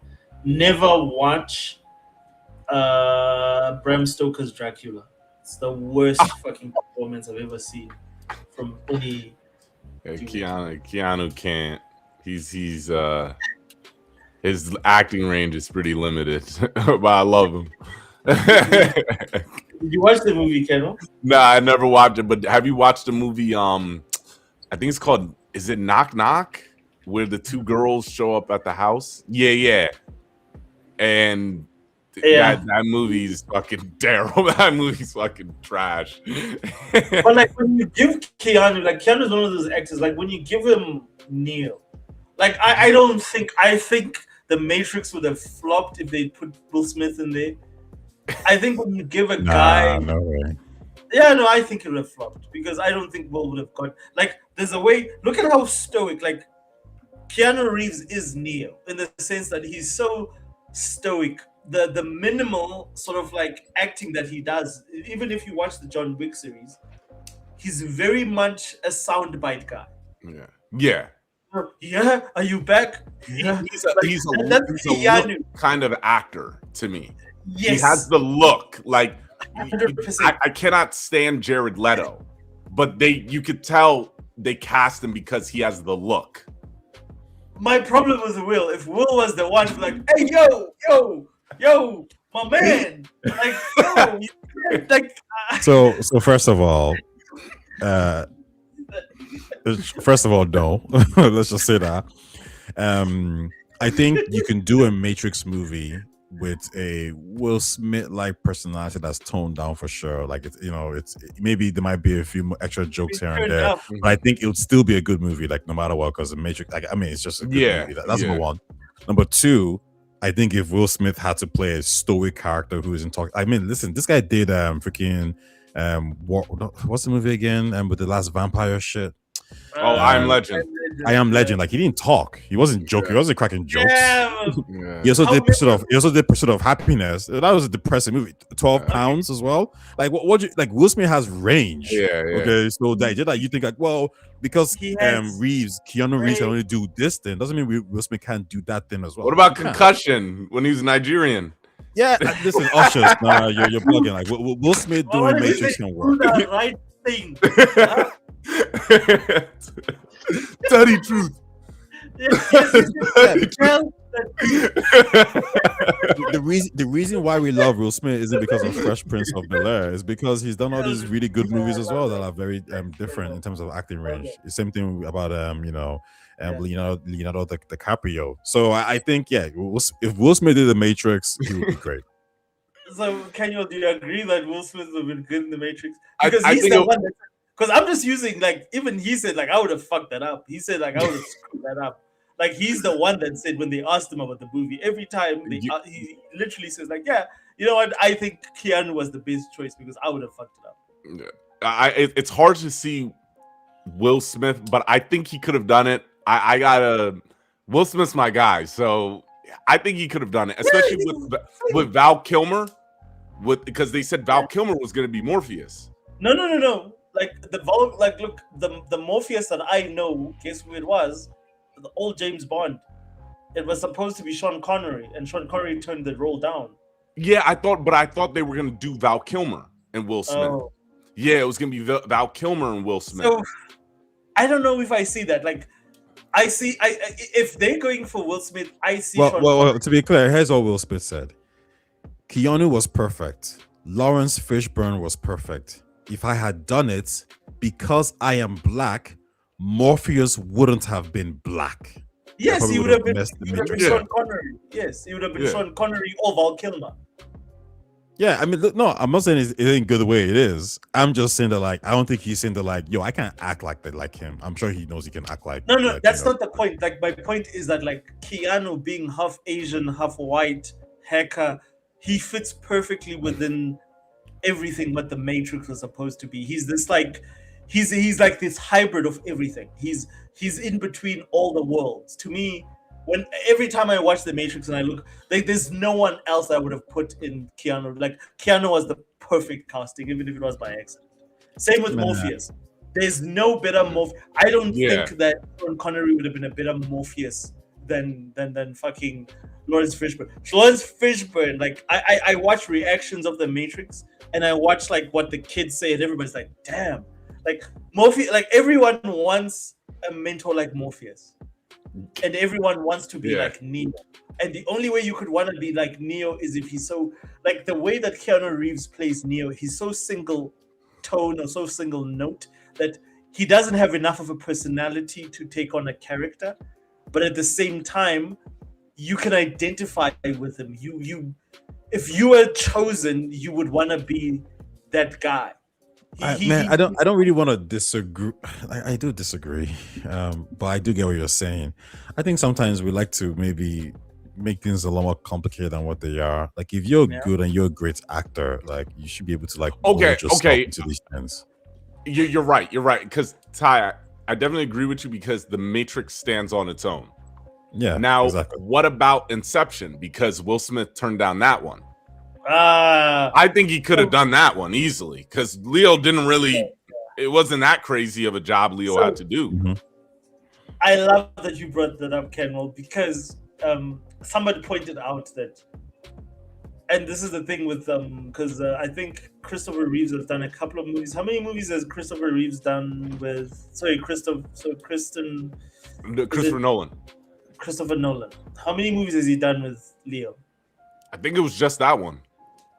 And everyone, the one thing that a lot of people pointed out is that Leo is the perfect avatar for Christopher Nolan. From his hair, he looks just like a younger version of Christopher Nolan. So whenever I watch Inception, I'm saying, well, this is Christopher Nolan saying if I was in a movie, this is who I would be. And this is the guy I would be.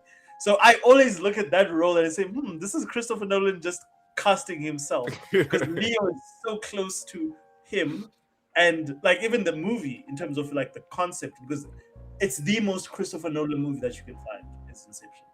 Yeah. In terms of his ideas, in terms of like what he thinks about time, reality, and his stuff always leans towards love, whether it's like the father's love for the daughter or the father's love for the son. It's always those themes. Even if you go back to Interstellar as well, which came later, I think, but like it's always that sort of thing. So absolutely, I can see, but like I love Will Smith, and I think he could have pulled that role off as well. Yeah, I think he could have done it for sure. Yeah. Anyways, guys, like what are we still missing? I think we're still missing the Highguard. So let's talk about Highguard. Let's get into Highguard. Let's get into Highguard. Oh shit! Oh shit! With 3 hours. Okay. Let me. So, who wants to go first? I can go first. Yeah. Highguard was never going to succeed. It was always destined to, to be in this position that it is now. What Highguard could have done is probably either made more money or less money.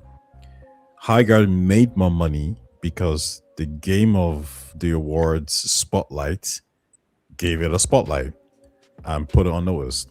People were hating on it, and the people who were hating on it and making videos about it, they were never going to buy Highguard or play Highguard or whatever it is. Like, they just don't care.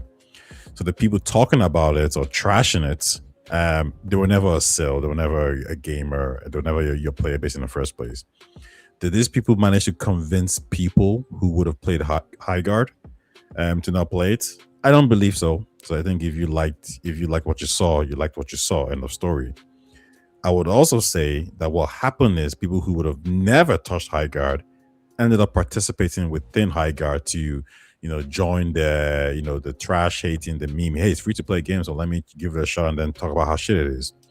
The Game Awards led to more people playing Highguard and probably made them gain more marketing and more revenue than they ever would have. So I don't think you can blame Jeff Keighley for this. That's just being the honest truth. So wait, okay, I just want to understand what you're saying, like, do you think that Gage, like, the fact that they had, in my opinion, over 150,000 players across all platforms, do you think that was because of like the game was announced at the Game Awards? 100%. And do you think Jeff Keighley's influence on that was key in terms of like, of course, yes, he runs the Game Awards, so 100%. He's back to people. Okay, we agree there. I agree with you when you say that. But but my point is, like, someone like a Destin Legary or any of these influencers or any of these guys on YouTubers, like, they were never gonna talk about Highguard. If Highguard just dropped a random trailer randomly, yes, they're never gonna speak about it. Like, they don't care about it. They plan to shadow drop the game. Yeah, so nothing was ever going to happen. So the fact that like everyone was talking about it gave them free marketing, and it made like would Ushers, yes, would Ushers have downloaded Highguard if they just shadow dropped it? No, why would he?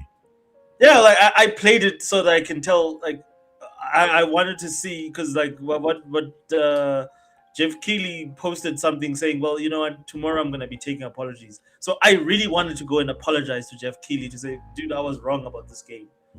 And I played the game and I was like, you mother. So that point about it failing or not because of Jeff Keighley is incorrect. However, I think what Highguard does show is it kind of shows again that gamers as a whole are extremely sensitive, toxic, and sensitive. The idea that like they're so annoyed and they were bashing this game before it even really dropped, to leave a review of a product that you've played for like 15, 20, 30, 40, 50 minutes, that's not adequate time to play a game at all. So those reviews are absolute bullshit. I tire so much about this. So I just want to find out from you, Kenwell. Do you agree with Ty's? Because Ty hates gamers. Like Ty, I'm not lying. I'm not misrepresenting. You hate fucking gamers. You think they're a bunch of fucking. You think they're the scum of the earth. So am I lying, Ty? No, you're right. You're right. Me and him be talking. Like I'm pretty disappointed with the way people reacted to this game, and I do think to a degree it to me, it's kind of like giving the benefit of doubt to certain artists. You know how Drake can come out with an ass song. People will listen to it over and over again to convince themselves, oh, it's actually pretty good. That's how I feel like with Highguard. It was either you wanted this game to fail so badly that you were just going to hop on, go like, all right, this game is exactly what I expected it to be, and then just hopped off. Like this game wasn't going to have the benefit of doubt of people trying to stick with it because of that Game Awards reveal. And I don't understand what Jeff was doing with the ending, like ending the show with a multiplayer game. I think there's very few multiplayer games that can end the Game Awards or any kind of show. So that was his Apple moment. That was his like one more thing. Like this game. So when you do that, like even let's go back to Xbox and when they do the one more thing. What was Xbox's last one more thing? If you guys can't remember. Oh, yeah, it was Black Ops, right? It was Black Ops 7. And it was bad. Your one more thing. Your one more thing has to be the thing that you know that everybody's looking forward to. Like, I mean, we were disappointed as hardcore fans because we wanted to see Fable or whatever. And then he showed Black Ops. I understand that 90% of people that play games were like, oh, like they got it. Yo, another one was Redfall. Yes. Another one is Redfall. That shit you don't end with a multiplayer game. Agreed. Like that was another. That was another high god. So, but like I just want to understand from your point. Do you think gamers are just naturally toxic? Because I know Ty does. Like Ty, like we've had these conversations so many times. Do you think, Kenwell, that gamers are just toxic group of people that just hardcore gamers online? And maybe some of the gamers as a whole, like even the ones online as a whole, but they're definitely this small group of people are definitely the loudest. Yeah, I argues with every day. Yeah, I do agree with Ty. I think it's toxic because the reason why they're toxic is they're entitled. They're too entitled to shit. Where yes, Ty says the same shit. They don't understand how shit actually works. Yes. But they want it one way when it's just like, no, it's the other way. It's the other way. Like you don't get certain shit without doing something. So you can't like them going like, oh, another free to play game. You're going to always get free to play games forever because the shit works. Like if something works, you're going to have to do it. And then you know the upside of how free to play games work. Like PlayStation's free multiplayer games. PlayStation multiplayer games, we all knew they were going to fail. But to go like, yo, why do we keep getting multiplayer games? Well, in order to get the single player games, they're going to have to hit on this because you're not going to get those single player games. So don't just keep complaining about something, acting oblivious as to why this has to happen. Like, don't. Wow. Again, like, you're pretending to be dumb. Like, to me, it's just like, stop pretending this isn't. Like you need to do this shit to get what you want.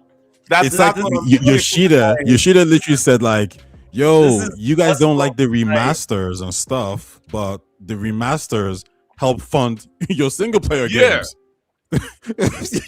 and he's like, you don't want it, but and he's like, yo, it's a separate team making it, so it's not even affecting shit really. So so the complaints you're making leads to a worse outcome for you.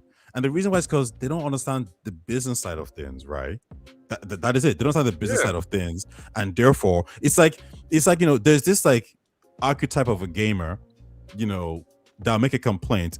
Ushers, they'll make a complaint, and then here's the thing, when you try to tell them, because they'll be like, well, why is this happening? Why are they saying this? Why is this happening? And then you try to explain to them the business side of things, why it's happening, and their response is, that's not my concern. I don't care. It's like, they don't ask the fucking question. Don't ask the question. Don't ask why a business is doing business decisions. And then when you get that business decision, with this take, Wow. You know, it's Like this just is such. it's So crazy. you know what? Like I'm not gonna hate. I'm not gonna hate on your take. Uh, if it was Well, just these are Thai, I would facts. Why definitely you hate don't on like it. truth? Like if it was just Thai, I would just say you that like I would say to you that your take is ass. But okay, cool. Like since like Ken was like bringing like this perspective, you know what? I'm gonna listen. I'm gonna keep quiet I mean, and say but okay. listen, even And I'm even gonna like, ask Chat, wait, do you but we guys just said it agree there. with these guys? Wait, hold on, wait, but we just said it there. I said I'm watching you put on the God of War stuff, and I was like, yo, this game looks like a freaking spectacle. And then I said, oh, but then they make God of War, which sells extremely well. At the same time, they're making all these other like indie, like, you know, AA games. Then they make Uncharted, which is a spectacle and it sells really well. So then Sony's like, okay, it seems this is what the gamers want then. They want this huge spectacle game. So they make it. So I'll explain like the reason why you have this big, huge AAA blockbuster games from Sony is because this was what defined the company. This is what people started gravitating towards. This is what you were purchasing. And then your response is like, yeah, but you know what? I don't care anymore. I don't care about the business reasons why they did it. You know, I just want games to be cheaper now. It's like, Wait. Like what do I care about? I just want to understand. no, I don't mean you. I mean the archetype of you, the complainer. Yes, but like the complainer, like what were they complaining about? Like what When they was say things like, well, we want these games to be cheaper. It's like, yeah, but like God of War was expensive when they made it. Yeah, but like again, dude, like I don't think anyone back in the day when God of War was being made complained about like how much they were paying for God of War. Nobody ever complained about No. But what I'm saying is that like as time went on, the cost of these games increased, and the more spectacle you got, Absolutely, I the don't more the disagree cost with increased. Yeah, the more No, the more but the like cost so okay. increased. So let me ask you this: do you think that you should have paid $80 for Outer Worlds 2? No. Kendall? Wait. What do you mean should have paid? Because that's what you're saying is that like the cost of making the games increased. So did Outer Worlds cost that much that it constituted No. $80? So here's the actual difference, right? Outer Worlds 2 can cost a lot of money, and it could come out at $80, $90, $100. I don't care. I just won't purchase it because it's not in my will brackets. Oh, but like okay, cool. But like, do you think it's a game that? What I'm asking you is that like, do you think it's a game that constitute costing $80? No, I don't look at Outer Wars 2 and think this should be $80. However, I can understand, but I can understand the business reason why a company might say, yeah, but it costs us 150 million to make, so I do want it to be $80. What? I'll give an example. How much it costs to make? No. I can say like for whatever game it is, I can see why a company can say, yeah, but this costs us 150 million to make, so Okay, I want it to be $80. Now, they might feel that way, but that's not really my business. I don't buy games based on how much it costs. So it's not your business, right?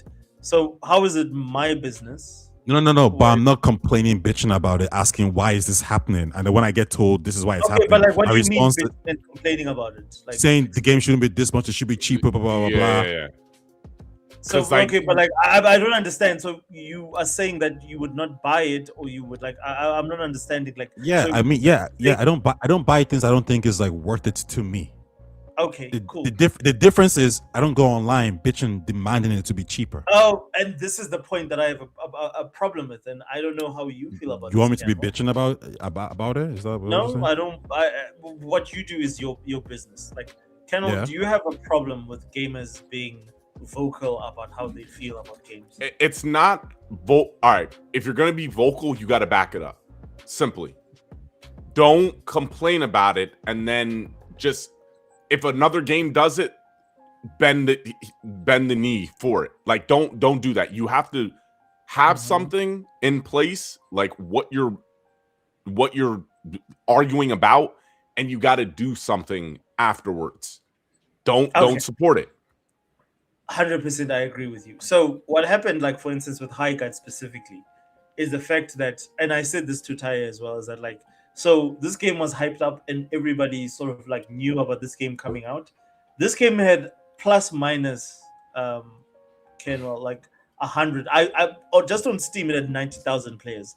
So I'm reckoning you literally easily had like another 50 and another 40 or whatever, or 20 even on Xbox and PlayStation. So I assume that this game, on the time of the week that it came out, it had about 150,000 players.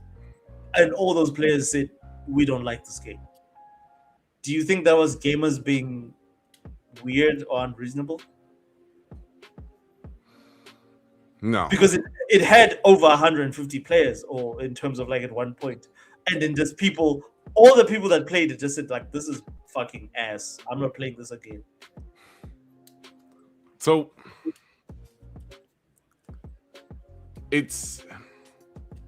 they're right to complain. Now it's hard to see what the data is of who actually was playing it versus who were the people that were wanting the downfall for this. Oh, game. I mean, well, one thing you can actually do is if you go on Steam and you check how many people played it for like less than an hour, the game is like, you know, extremely negative. But as soon as you start to say, okay, well, let's see people who actually played Over it for over an hour, 3 hours actually. That's yeah. If you start to look at people who played it for a minimum of 3 hours and up, or 4 hours and up, the game turns to like is it positive or mixed reviews, Ushers? It turns to positive. So basically the people who played it for like less than an hour all said fuck this crap, it sucks. And people who played it for over 3 hours. I was one. I didn't review it. I didn't put a review out, but I was one of those people who played it for less than an hour. I was like, fuck this. This is as boring as, because this is literally what I was doing. Like, this is everything that you've seen here, like all this boring ass shit where nothing is happening. There's no character. This is what you're looking at for the first fucking hour of the game. It's boring ass shit. And this is a free to, and this is what I say to Ty, is like, Ty, this is not a story-based game where I need to get involved in the narrative, whatever. This is supposed to be a multiplayer game competing with the likes of Valorant, competing with the likes of Fortnite, and all the other games are out there. And you saying to me that you can't grab me in an hour and I need to play 3 hours of this shit to actually get into it? And I said, go fuck yourself. There's no fucking ways that I'm into this like, this is the currency for this game is my time. And I'm saying that, like, for the 45 minutes to an hour, I think I played an hour of this game that I've played, you've not done anything constructive with my time that I want to spend more time in this game. Am I a troll? Am I a guy that's just hating on the game for the sake of hating on it? I don't think it's you, though. I don't think it's you. I think it's the other people on the internet. I don't think. I think a lot of the people were unfair to it. Right, yeah, is that I said to Ty, like, 150,000 people played your game. You got 150,000 people to put eyes on your game. There's so many people that would wish for that privilege, and you squandered it because your game was just not good enough. 150,000 people. But that's a different discussion, though, because I don't think the discussion is this game was going to be a success or not. I don't think that's like what's actually being discussed here. What the guy said in his monologue. I think what he said is that, like, the culture of hate and crapping on product is weird. And I don't know why that's happening, because remember, a game can fail because a game fail. Like Steam releases like 22,000 games a year or whatever it is. Like, and all these games fail. No one's talking about it. And you could say, like, well, you know, it's all Jeff's fault because he highlighted this game. But even if Jeff highlighted this game, why do people want it to fail? Like, who cares? Like, I was talking to Ham about this, and Ham said, like, and I told Ham, like, yeah, I'm just indifferent to games I don't play or games I don't like or care about. Like, I don't wish them failure. I don't wish them success. Like, it is what it is. So, like, that wanted them to fail. Why would people want this game to fail? Because it's free to play. It's free to play, and it's a shooter game. And it's a battle royale. Yes. So, but like, what I'm asking you is that, like, so if like what like if the game is good and it does what it's supposed to do, at what point in time do you have ammo against this game? Because I'm just looking at just, like, I just opened the page for the game and it's like it's just this negative reviews galore. Like, look, it's got mixed reviews. Normally Steam tells you, like, what are the most, since it's a newer game, and I suppose it's not gonna give you, like, where it got the most negative reviews versus positive reviews. But, like, it's like a lot of people just didn't like it. Like, and a lot of people, if you look on the actual Steam reviews, a lot of people played more than 5 hours when it comes to the game. Yeah, but that's, I get what you mean, but I still feel it's a little different. That's a different point than people seeing the reveal and then hoping for the downfall. Like, again, what his post was about. Yeah. It's weird that when a game gets revealed, just because you don't like the game, it turns into something else where now you're wanting a game to fail instead of that's the game's not for me. Like imagine this hypothetical situation here where you have all these new, boomers, Gen Z people who love Fortnite and they love Minecraft, and whenever they see a game like a Stellar Blade or a single player game like The Last of Us, or a game like Alan Wake 2 or Baldur's Gate 3, the first thing they do is like, trash. Oh, this game sucks. Yeah, I can't wait for it to fail. It's like another single player game. Another single player, like they wouldn't do that because they're like, we got lives. Like we ain't that deep. Like, yeah, we got our Fortnite, we're gonna work with that. And the people who like your Hellblade 2 or your freaking Stellar Blade or your Guno games, yeah, you guys can go talk about it, whatever it is. And I guess the problem here is that, like, why isn't everyone like that? Yeah. Why is it like it's you guys who are obsessed with shitting on games? And then, like, my thing is, like, I don't understand what your point is there. Like, what are you saying? Like, wait, what don't you understand? Like, what's the point that you're making? Is that people are negative on the internet and when they don't like shit, they express themselves? Like, I don't understand. Like, I'm saying that when Highguard got, I'm saying that when Highguard got shown, literally when this game got shown, I didn't even care about it. I focused on other things. I might have told Cam like, oh yeah, this game looks like crap or whatever it is, but moving on. And it didn't even take up my communication at all after that. I was done with it, right? Okay. Then I go online and everyone's really like, yo, this game this game that, like I told you, the creator was like, yo, people were like messaging me like, yo, you're gonna end up in McDonald's, bro. Because I was like how did this take over Fate of the Republic? How did this take over other reveals at the Game Awards? Yes. If you didn't care for the game, why did this become a movement? Or it became trending? Exactly, because like you got like Baldur's Gate, so you got Divinity Original Sin, 3 more or less from Larian being announced. You had Casey Hudson back making a game, and the fact that like Highguard had more attention from the people who would be more interested in Baldur's Gate. Sorry, not Baldur's Gate. Divinity Original Sin, in Casey Hudson's game, and all the other single player games that were announced. You had those people were not talking about those games that they enjoy or that they want to play. They're talking about Highguard instead. The question is why? Do you think that? Let me ask you a question. I get it, but it goes back to this. Why do you think that Highguard got so much attention? The reason why it got and it goes back to the entitlement. The reason why it got so much hate is it goes back to the one more thing. It's not your show. I get it. It was a bad choice. You should never do that again. But at the end of the day, it's not your show. So if Jeff wants to put a multiplayer game at the end of the show, that doesn't mean let's now forget everything else in the show and let's go hate on this game because Jeff wanted to put it there. That's what I don't understand. What 100%. So like, let me ask you this question, Kendall. So now, do you understand if you're a guy like you were expecting? Because again, I think it came down, like a lot of the backlash initially came down to a bunch of single player guys that were expecting to see the next God of War thing or the next whatever thing. Whether if it was Gears of War 3, it would have been popped. If it was God of War, it would have popped. If it was anything relating to what like the hardcore gamers, it would have popped. But you then decide to show off another live service game, and that live service game happens to be another like hero shooter. Like, I get it. Like, I get why it got such negative feedback, because that is not what you put in that slot. That's a game that you put early on, maybe when you're starting the show. And like, again, like if you're a business person, and this is like an entire needs to come in here because he's always talking about business. If you're a business person, you understand how your show works. You understand what tracks where when you're doing like an award show like the Game Awards. You know that your one more thing needs to be a God of War 3, because this is what you've done every other year before that. You've set this precedent up to say, at this slot, we're going to present you with the the thing that's going to define the next generation of blah blah blah blah whatever.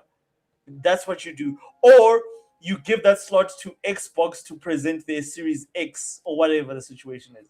Then you give people a generic shooter as in that spot. And the Game Awards, I would say, would you all agree with this? Game Awards is more for the hardcore, and hardcore is more single player.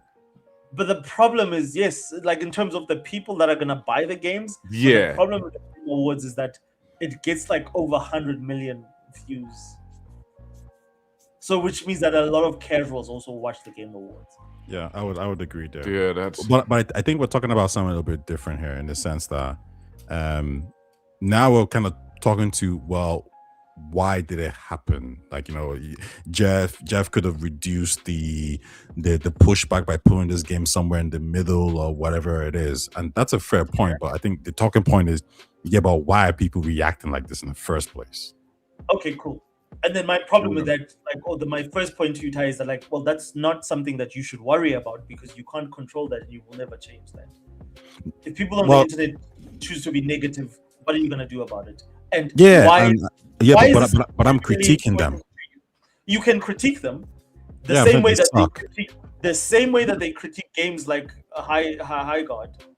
But there's nothing you can do about it. You can't change that situation. It's the same thing I said to you earlier, is that why are you so focused on these people that choose to be negative about how they see games when they're always going to be like this? You can't change how they feel. Like, there's nothing you can do no, because I think there is a question that that is being asked, which is like, well, why are we like, well, not to everybody, but some people are like, yeah, but why is it like this? Why are we? And I said this to you before, when those guys, when the Steven Spielbergs and those guys were saying how, like, well, gaming is childish, it's immature, and at some point I was like, no, they're wrong, and then now I'm like, no, they're right. They were not talking about. No. I know this, but what I'm trying to say here is that, like, the actual. I'm saying, like, the fan base, the people surrounding the games are actually quite immature. No. But, like, they were talking about the output. So they were saying that the output for yeah. But I'm saying don't miss the forest. That's got nothing to do with gaming. Wait, stop. Don't miss the forest with the trees. Don't miss the forest with the trees. I'm saying that, like, when people talk about gaming being like childish or immature, like, you could say, okay, the game itself. But I'm saying, like, well, what I'm pointing to is that the community around gaming is immature. But you think? I'm saying when it comes to Highguard, right? There is no real equivalent in the literature space or the film space where you get this level of intensity. Oh, but you're completely wrong. Because I'll ask you a question. So what you're saying to me, Ty, is that in the film space, people are more mature. Yeah. Are you really saying, like, and I know you can't say that with a straight face, bro. Yeah, I'm saying that with a straight face. You can't say that with a straight face, bro. I just did. You being a person that is actually being someone that has been actively engaged in the Star Wars space, you can't say that with a straight face. No, I don't. Okay. And you, someone who's been engaged No. Wait. Okay. You can't say that. Wait. There is a difference between a Star Wars fan being upset with the direction of Star Wars, or a Marvel fan being upset with the direction of Marvel, than a random person. Now, what I will say is that there has been a growing group of people who just hate anything that's like anti-woke or whatever it is. But what I'm saying here is that the knowledge of people in the gaming space, in terms of, like, what they actually know about games. So, for example, I would imagine someone like you, Ushers, right? You are embedded within the gaming space, so you actually know video games, you know directors' names, you know all these things. I'm saying that, like, the equivalent of you in the film or movie space isn't looking at some new movie called Highguard, the Battle of Arcadia, and is going crazy and attacking it online viciously. I'm saying that version of you in the film or movie space is more mature. That's what I'm saying. So tell me, do you feel the same way, Kenway, in terms of, like, the film space? Do you think those people it's a little bit, it's a little bit different, but I do agree, because the first Star Wars film, when they revealed what's it called? The Force Awakens.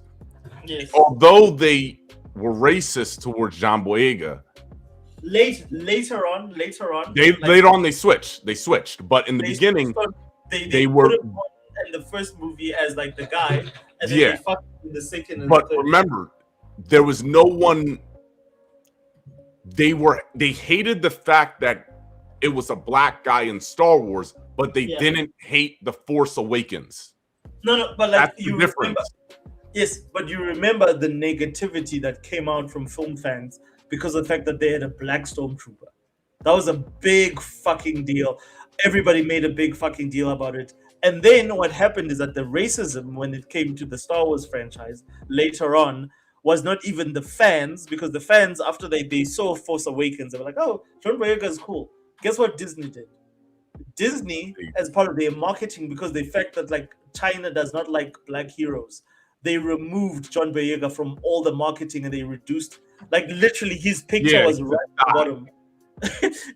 Same, and like where I saw that this shit is fucked is when they did what they did with Black Panther.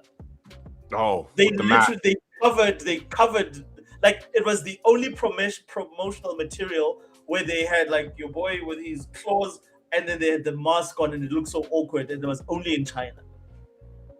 So what I'm saying is that like, are you saying like I don't understand what Tai is saying that like the movie audience is better? The same people that coined terms like the MCU, the same people that tanked the entire MCU. No, hold on. No, wait. Okay, you might be misunderstanding me here, right? What I'm saying here is that the people who know of the MCU and all these things, I don't really even consider them moviegoers. They're not moviegoers. They're just anti-DEI people or anti-woke people. They actually don't know movies like that. They don't know the director Christopher Nolan like this. They don't know cinematic takes. They don't know actual like directors in the same way I'm speaking or writers or all that kind of stuff. They don't know about who was the person who is it Catherine? The person who was in charge of Star Wars? Kathleen Kennedy. Yeah, they know these people because they know these people from an anti-DEI perspective, right? Like make it like yeah. They know these people. They know these people from an anti-DEI perspective. I'm saying these people don't. These people are like they're even like tourists, more or less. What I'm saying here, I'm trying to understand. Like no. Like for example, I have a friend, right, and he's pretty much against all the Star Wars stuff and Disney stuff. He doesn't know movies or TV shows. What he knows is DEI. Right, so he hates on that. What I'm saying is that the equivalent person of you, because you said it yourself, you don't really know movies, you don't really care about the Dragon Age TV show, but you're not a movie person, you're not a TV person. I'm saying yes, you, the person like you, your knowledge of games and the whole you being embedded within the gaming culture, in terms of the directors, the creators. You know how the industry works. You know all these things, right? And I'm saying the way that you're online talking about games and how games work, the equivalent person of you within that movie TV space isn't looking at a Highguard TV show and saying, well, trash, what's going on here, bro? This sucks. Oh, you want to be McDonald's? But I'm saying that they are. I'm saying that they are because it's more or less the same people. Because I'm just as like well versed. People that tend to be into popular culture tend to be as just. I'm saying these people are not as well versed in the film and TV space. They're more Marvel. But I'm they're more saying anti-DEI fans. Yeah, but I'm saying to you that in the film space, you have an equal amount of people that feel that way. Whether they are into games as well, we can argue that. But you have a similar sort of sentiment in terms of the film space.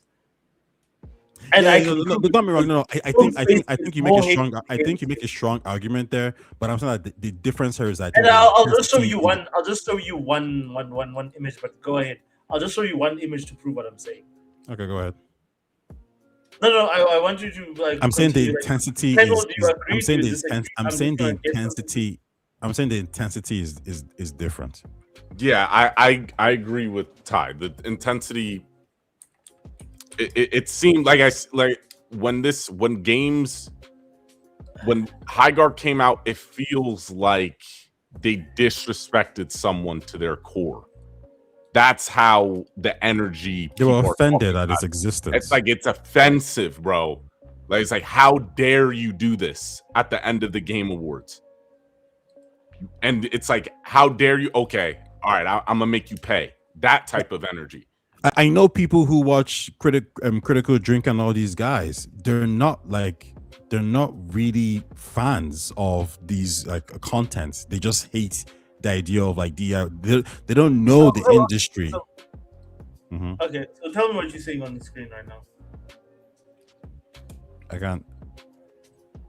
This is bad flop. Ops on Scarlet Academy, yeah. Yeah.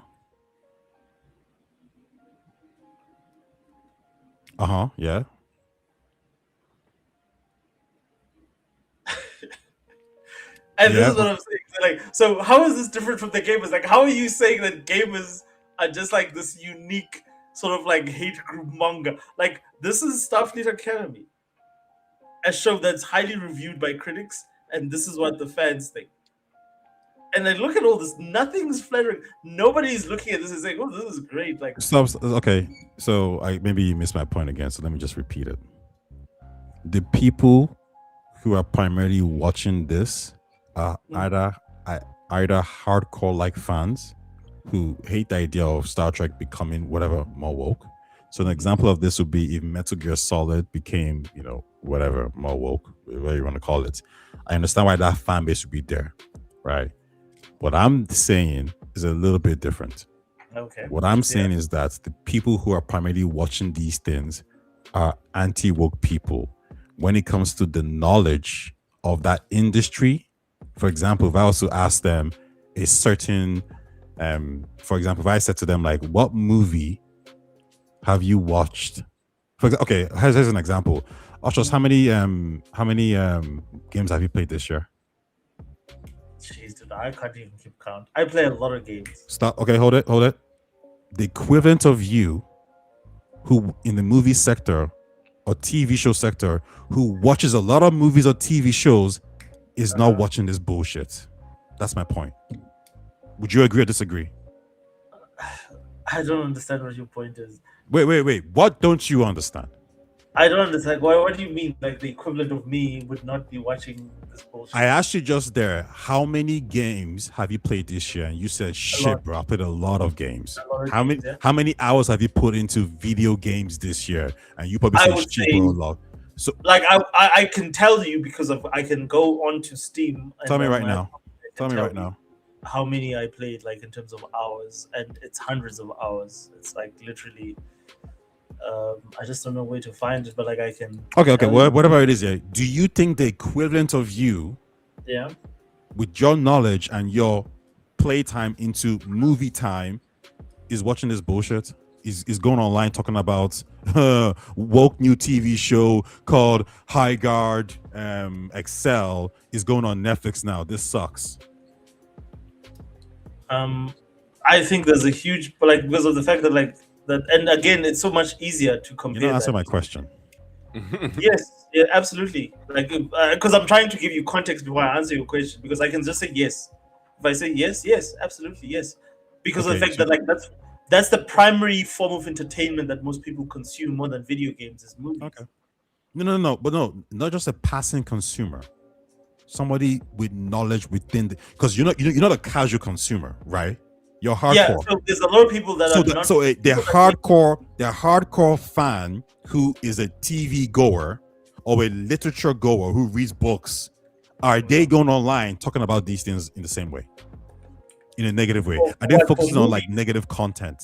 For movies, yes, absolutely. Otherwise, I mean, I think negative content on movies is higher than negative content on games. Way higher. Okay, I think we disagree. Because all I have to say is just Star Wars, and then let me just see. Star Wars fan is different. You keep saying Star Wars. Stop saying Star Wars. But Star Wars is the most popular form of like. No. Star Wars is that's like saying Give me another example, and I'll. Okay, all right. Let's do a new IP. That was not Let's well do- received or well received. Yeah, it could be. Yeah. So I'll do Sinners. How that came out. But Sinners was well received. Like Sinners, All right, everybody let's loved do what's a new Sinners. IP? I'll look up Sinners reaction. I loved Sinners. Everybody loved Sinners. Like there's no. If Weapons. I know Weapons was it was a well received movie, but it goes to the fact that when it was revealed, how did people react to it compared to I'll show you. Highguard? Weapons. You get what I mean, Ty? Yeah. But my thing is that like Weapons is not a controversial movie that people hated. Like I can show you now. I'm looking. What at is this- controversial Well, about what was a free-to-play Highguard? game? I mean, Highguard wasn't controversial because just a free hero shooters are not controversial. Yeah, but that's my point. That's It's a exactly my game point. that's free. But that's exactly my point. Is that the game itself? There's nothing exceptional about Highguard, right? But it got So why are they talking about it? because people didn't like it. Like people didn't just like the game. Like the 100. I said to you, and I've said this like I don't know how many times I have to repeat this. You had 150,000 people play your game and didn't like it, and they told you they didn't like their game. How is that got to do with anything about like wokeness? And nobody said it was woke or whatever. They just didn't like the game. They didn't think it was good enough. The game wasn't hated because it was woke or any of the labels that you're associating with it. So people not liking the product, I don't understand how that's a gaming unique thing. I don't think I think we might be talking across each other, or I think you're trying to engage in a different talking points. No, but like Or my thing is that. like I'm trying to understand as to like your comparison about gamers being somehow more negative than like moviegoers. I'm like, no, prove it. Like what? Like No. To be clear, I'm Yeah. saying that there's a hardcore niche of gamers who bask in negativity, but I'm saying that this hardcore niche that bask in their negativity they actually understand the gaming industry. They're actually more involved within the industry. Like they know directors, they know creators, they know the industry like pretty well. I'm saying like these kind of people I don't believe exist within the literature space or the film space like that. I'm saying the hardcore person who's been into film is so busy watching film and enjoying film that they ain't gonna go online and be like, oh, did you guys hear that there's a new film that's coming out and it's I about think like you're this wrong. I XYZ? think you're completely wrong because of the fact that like there's a lot of gamers that still enjoy games and that do exactly what you're saying. A But, lot like, of these, I'm saying that these gamers do not know film in the same way they know games. Well, if you're talking about like people that play games primarily, yes, you can argue that. But I'm saying to you that like within the because we're talking about I'm saying the same way me and you were having a conversation about Baldur's Gate 4, the sequel coming out, and you were saying all this and you said yourself, you're like, you know, Ty, I don't care about like game like film that much. I watch film, but I'm not crazy about it. Gaming is what I do. This is what I am. I'm saying that person of you who knows about Star Wars, who knows about the anti-woke stuff, who knows about Marvel, that kind of stuff. I'm saying that person, that knowledge that you have within the gaming space and the care that you have within the gaming space is not the same in the film space. I'm saying the person that is the equivalent of you in the film space isn't doing this bullshit. I'm saying they are. Because I'm saying, and I'm giving you evidence to say that, like, look, they're doing you have more channels that talk negatively about. These are anti-woke people. The difference. So who you then again? So then who's the guy that you're referring? Because these anti-woke people that are doing this stuff have millions of followers that follow them for their film content. That's what I'm saying to you. No, okay. The like Go to Critical Drinkers website. He's bigger than any gamer who These reviews are fucking games. casuals, but I know people who watch that shit. But They're all then casuals. that's what I'm trying to understand from you. Like, what are you saying then, Ty? Is that I'm saying to you, there's just as many people that hate on film. In fact, I go as far as saying there's more people that hate on films that are popular that have like DEI or whatever stuff on it, or things that they don't like specifically as a group, than they are in games. Okay. You're wrong. But like I'm saying, give me the evidence, because if you can provide the evidence, it's fine. But like I'm saying to you, just look at this. This is like just critical. Like just look at like how much hate there is just for movies Okay. or movie content. Go woke, That's go true. broke. I Like, definitely. like it's worse in movies than it is in games, dude. Like this did not start in games. Gamers are not primarily didn't say to blame that. for this. There's more people that are just anti just modern content than there ever was. Look at this Predator. I love Predator Badlands. Lol, what? Like there's so many people hate, and this is Critical Drinker. Yeah, this is all related to Critical Drinker. Okay. So I'm saying to you, like, I disagree with your take. I don't know how you feel, Kendall, but I'm just saying that if we have to compare the two, I would say that the movie space is more toxic. No. It's hard to debate right now. On a mass one, it's more toxic because there's more people who watch movies, and I think movies on a mass basis, but movies is a very casual kind of space, right? What I'm saying is that when it comes to the hardcore gamers, the equivalent of the hardcore movie goers are not doing these things. They're not as childish. They're busy doing other stuff. Literature as well. They're not talking about freaking, oh, did you hear about some new book that's coming out that's gonna be like, this and that? Like they don't have this concept. Like romance books comes out. There ain't no guy who's into sci-fi books that's talking about it. So the same way how you are a single player lover and you're talking about a multiplayer game that's free to play, there ain't no guy who likes action orientated literature books that's talking about romance books that just came out. Look at this genre. I hate it. Okay, just look at what's on my people like that. Just look at my screen, right? What is? Yeah, you keep talking about Marvel. Marvel's the most popular. They make. There's no more popular movies in Hollywood than Marvel movies. Oh my god, I'm not talking about Marvel. I'm saying hardcore movie goers. These are like Marvel is like casual, bro. What are we doing?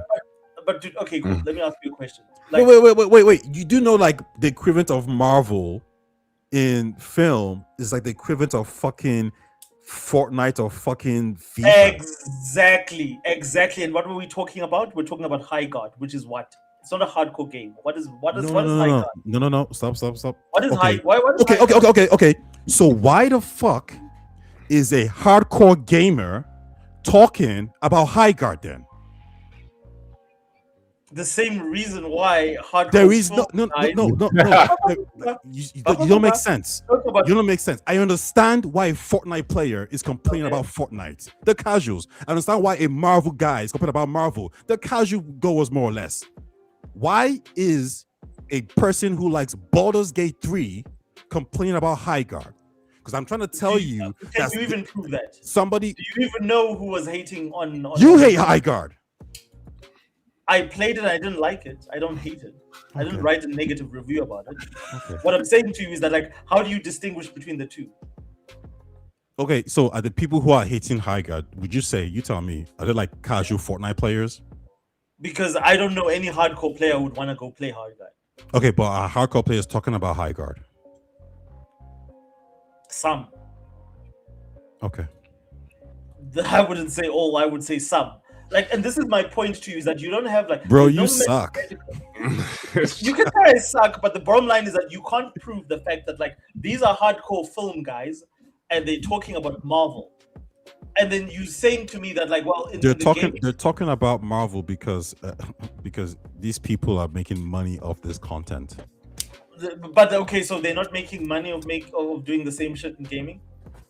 What do you mean?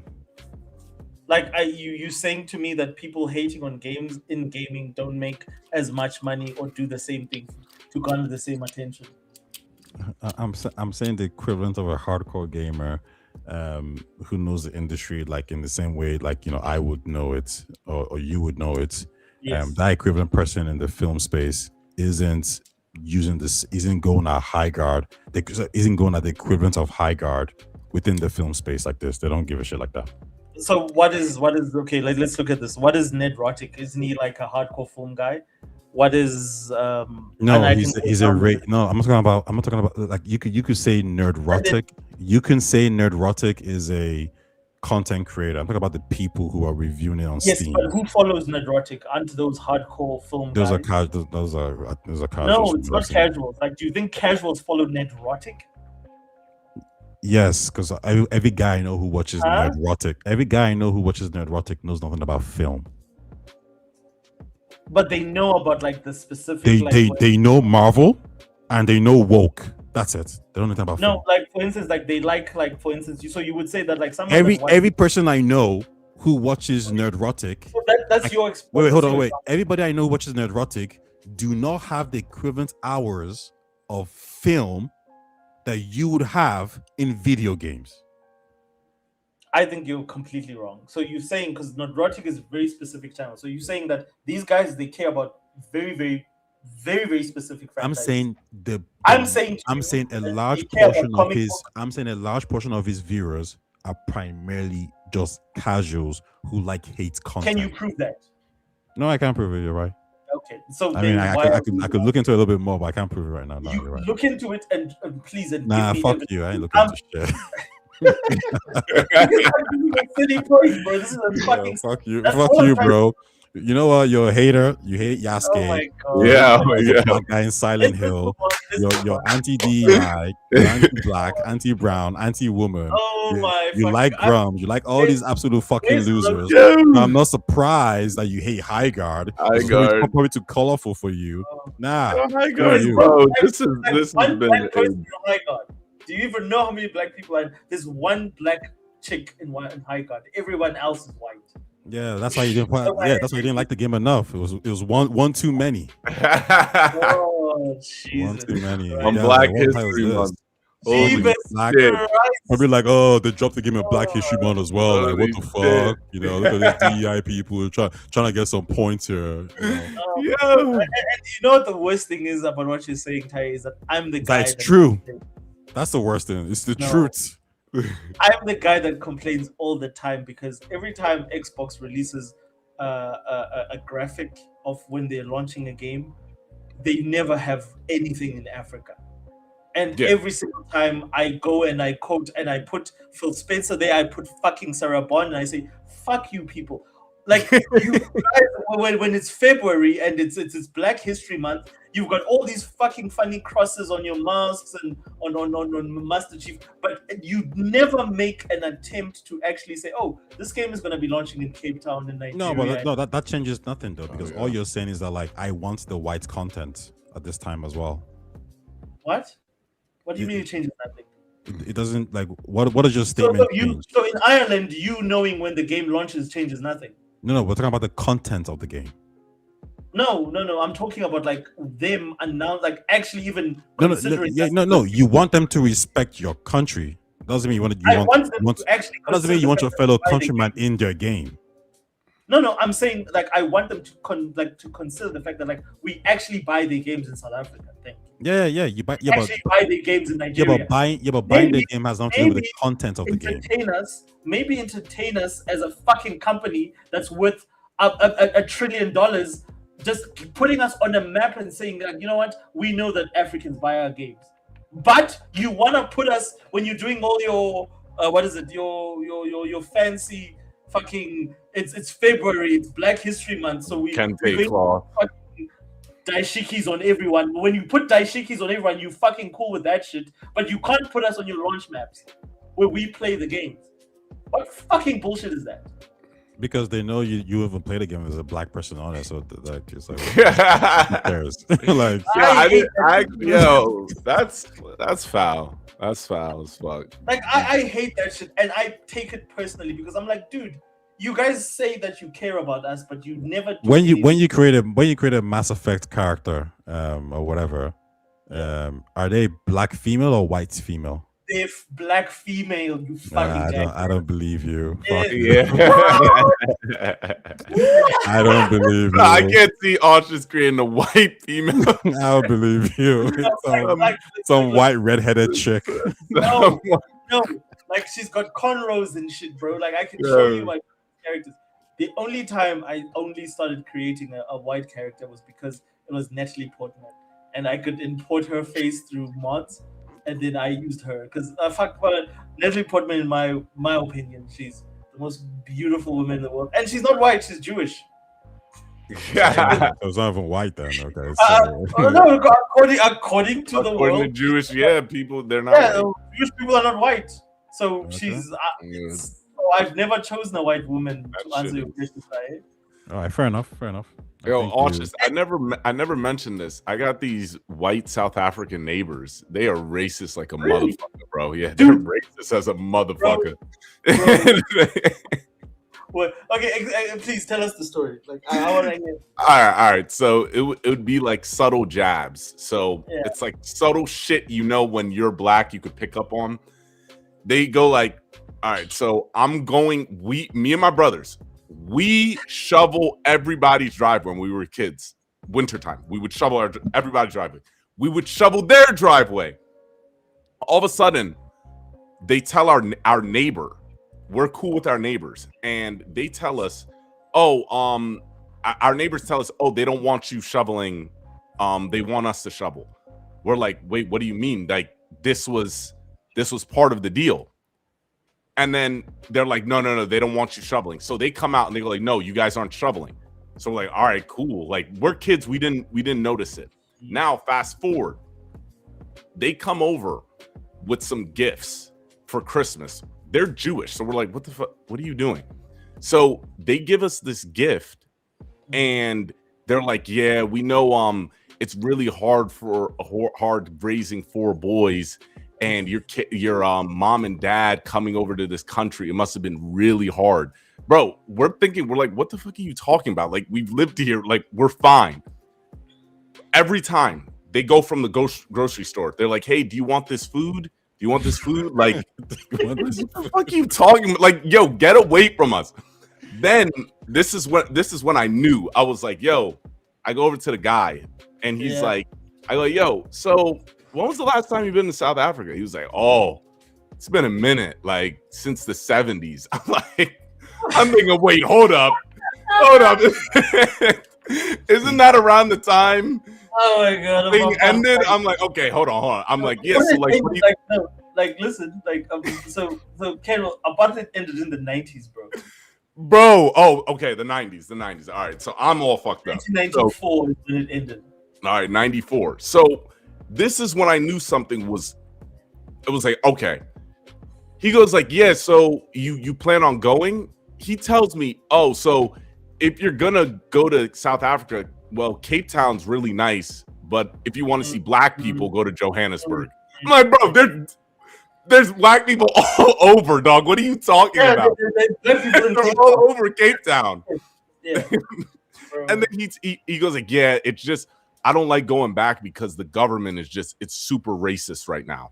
I'm like, wait, isn't there a bunch of black people in the government right now? Yes, I'm like, bro, nah, dog, you can't be trusted.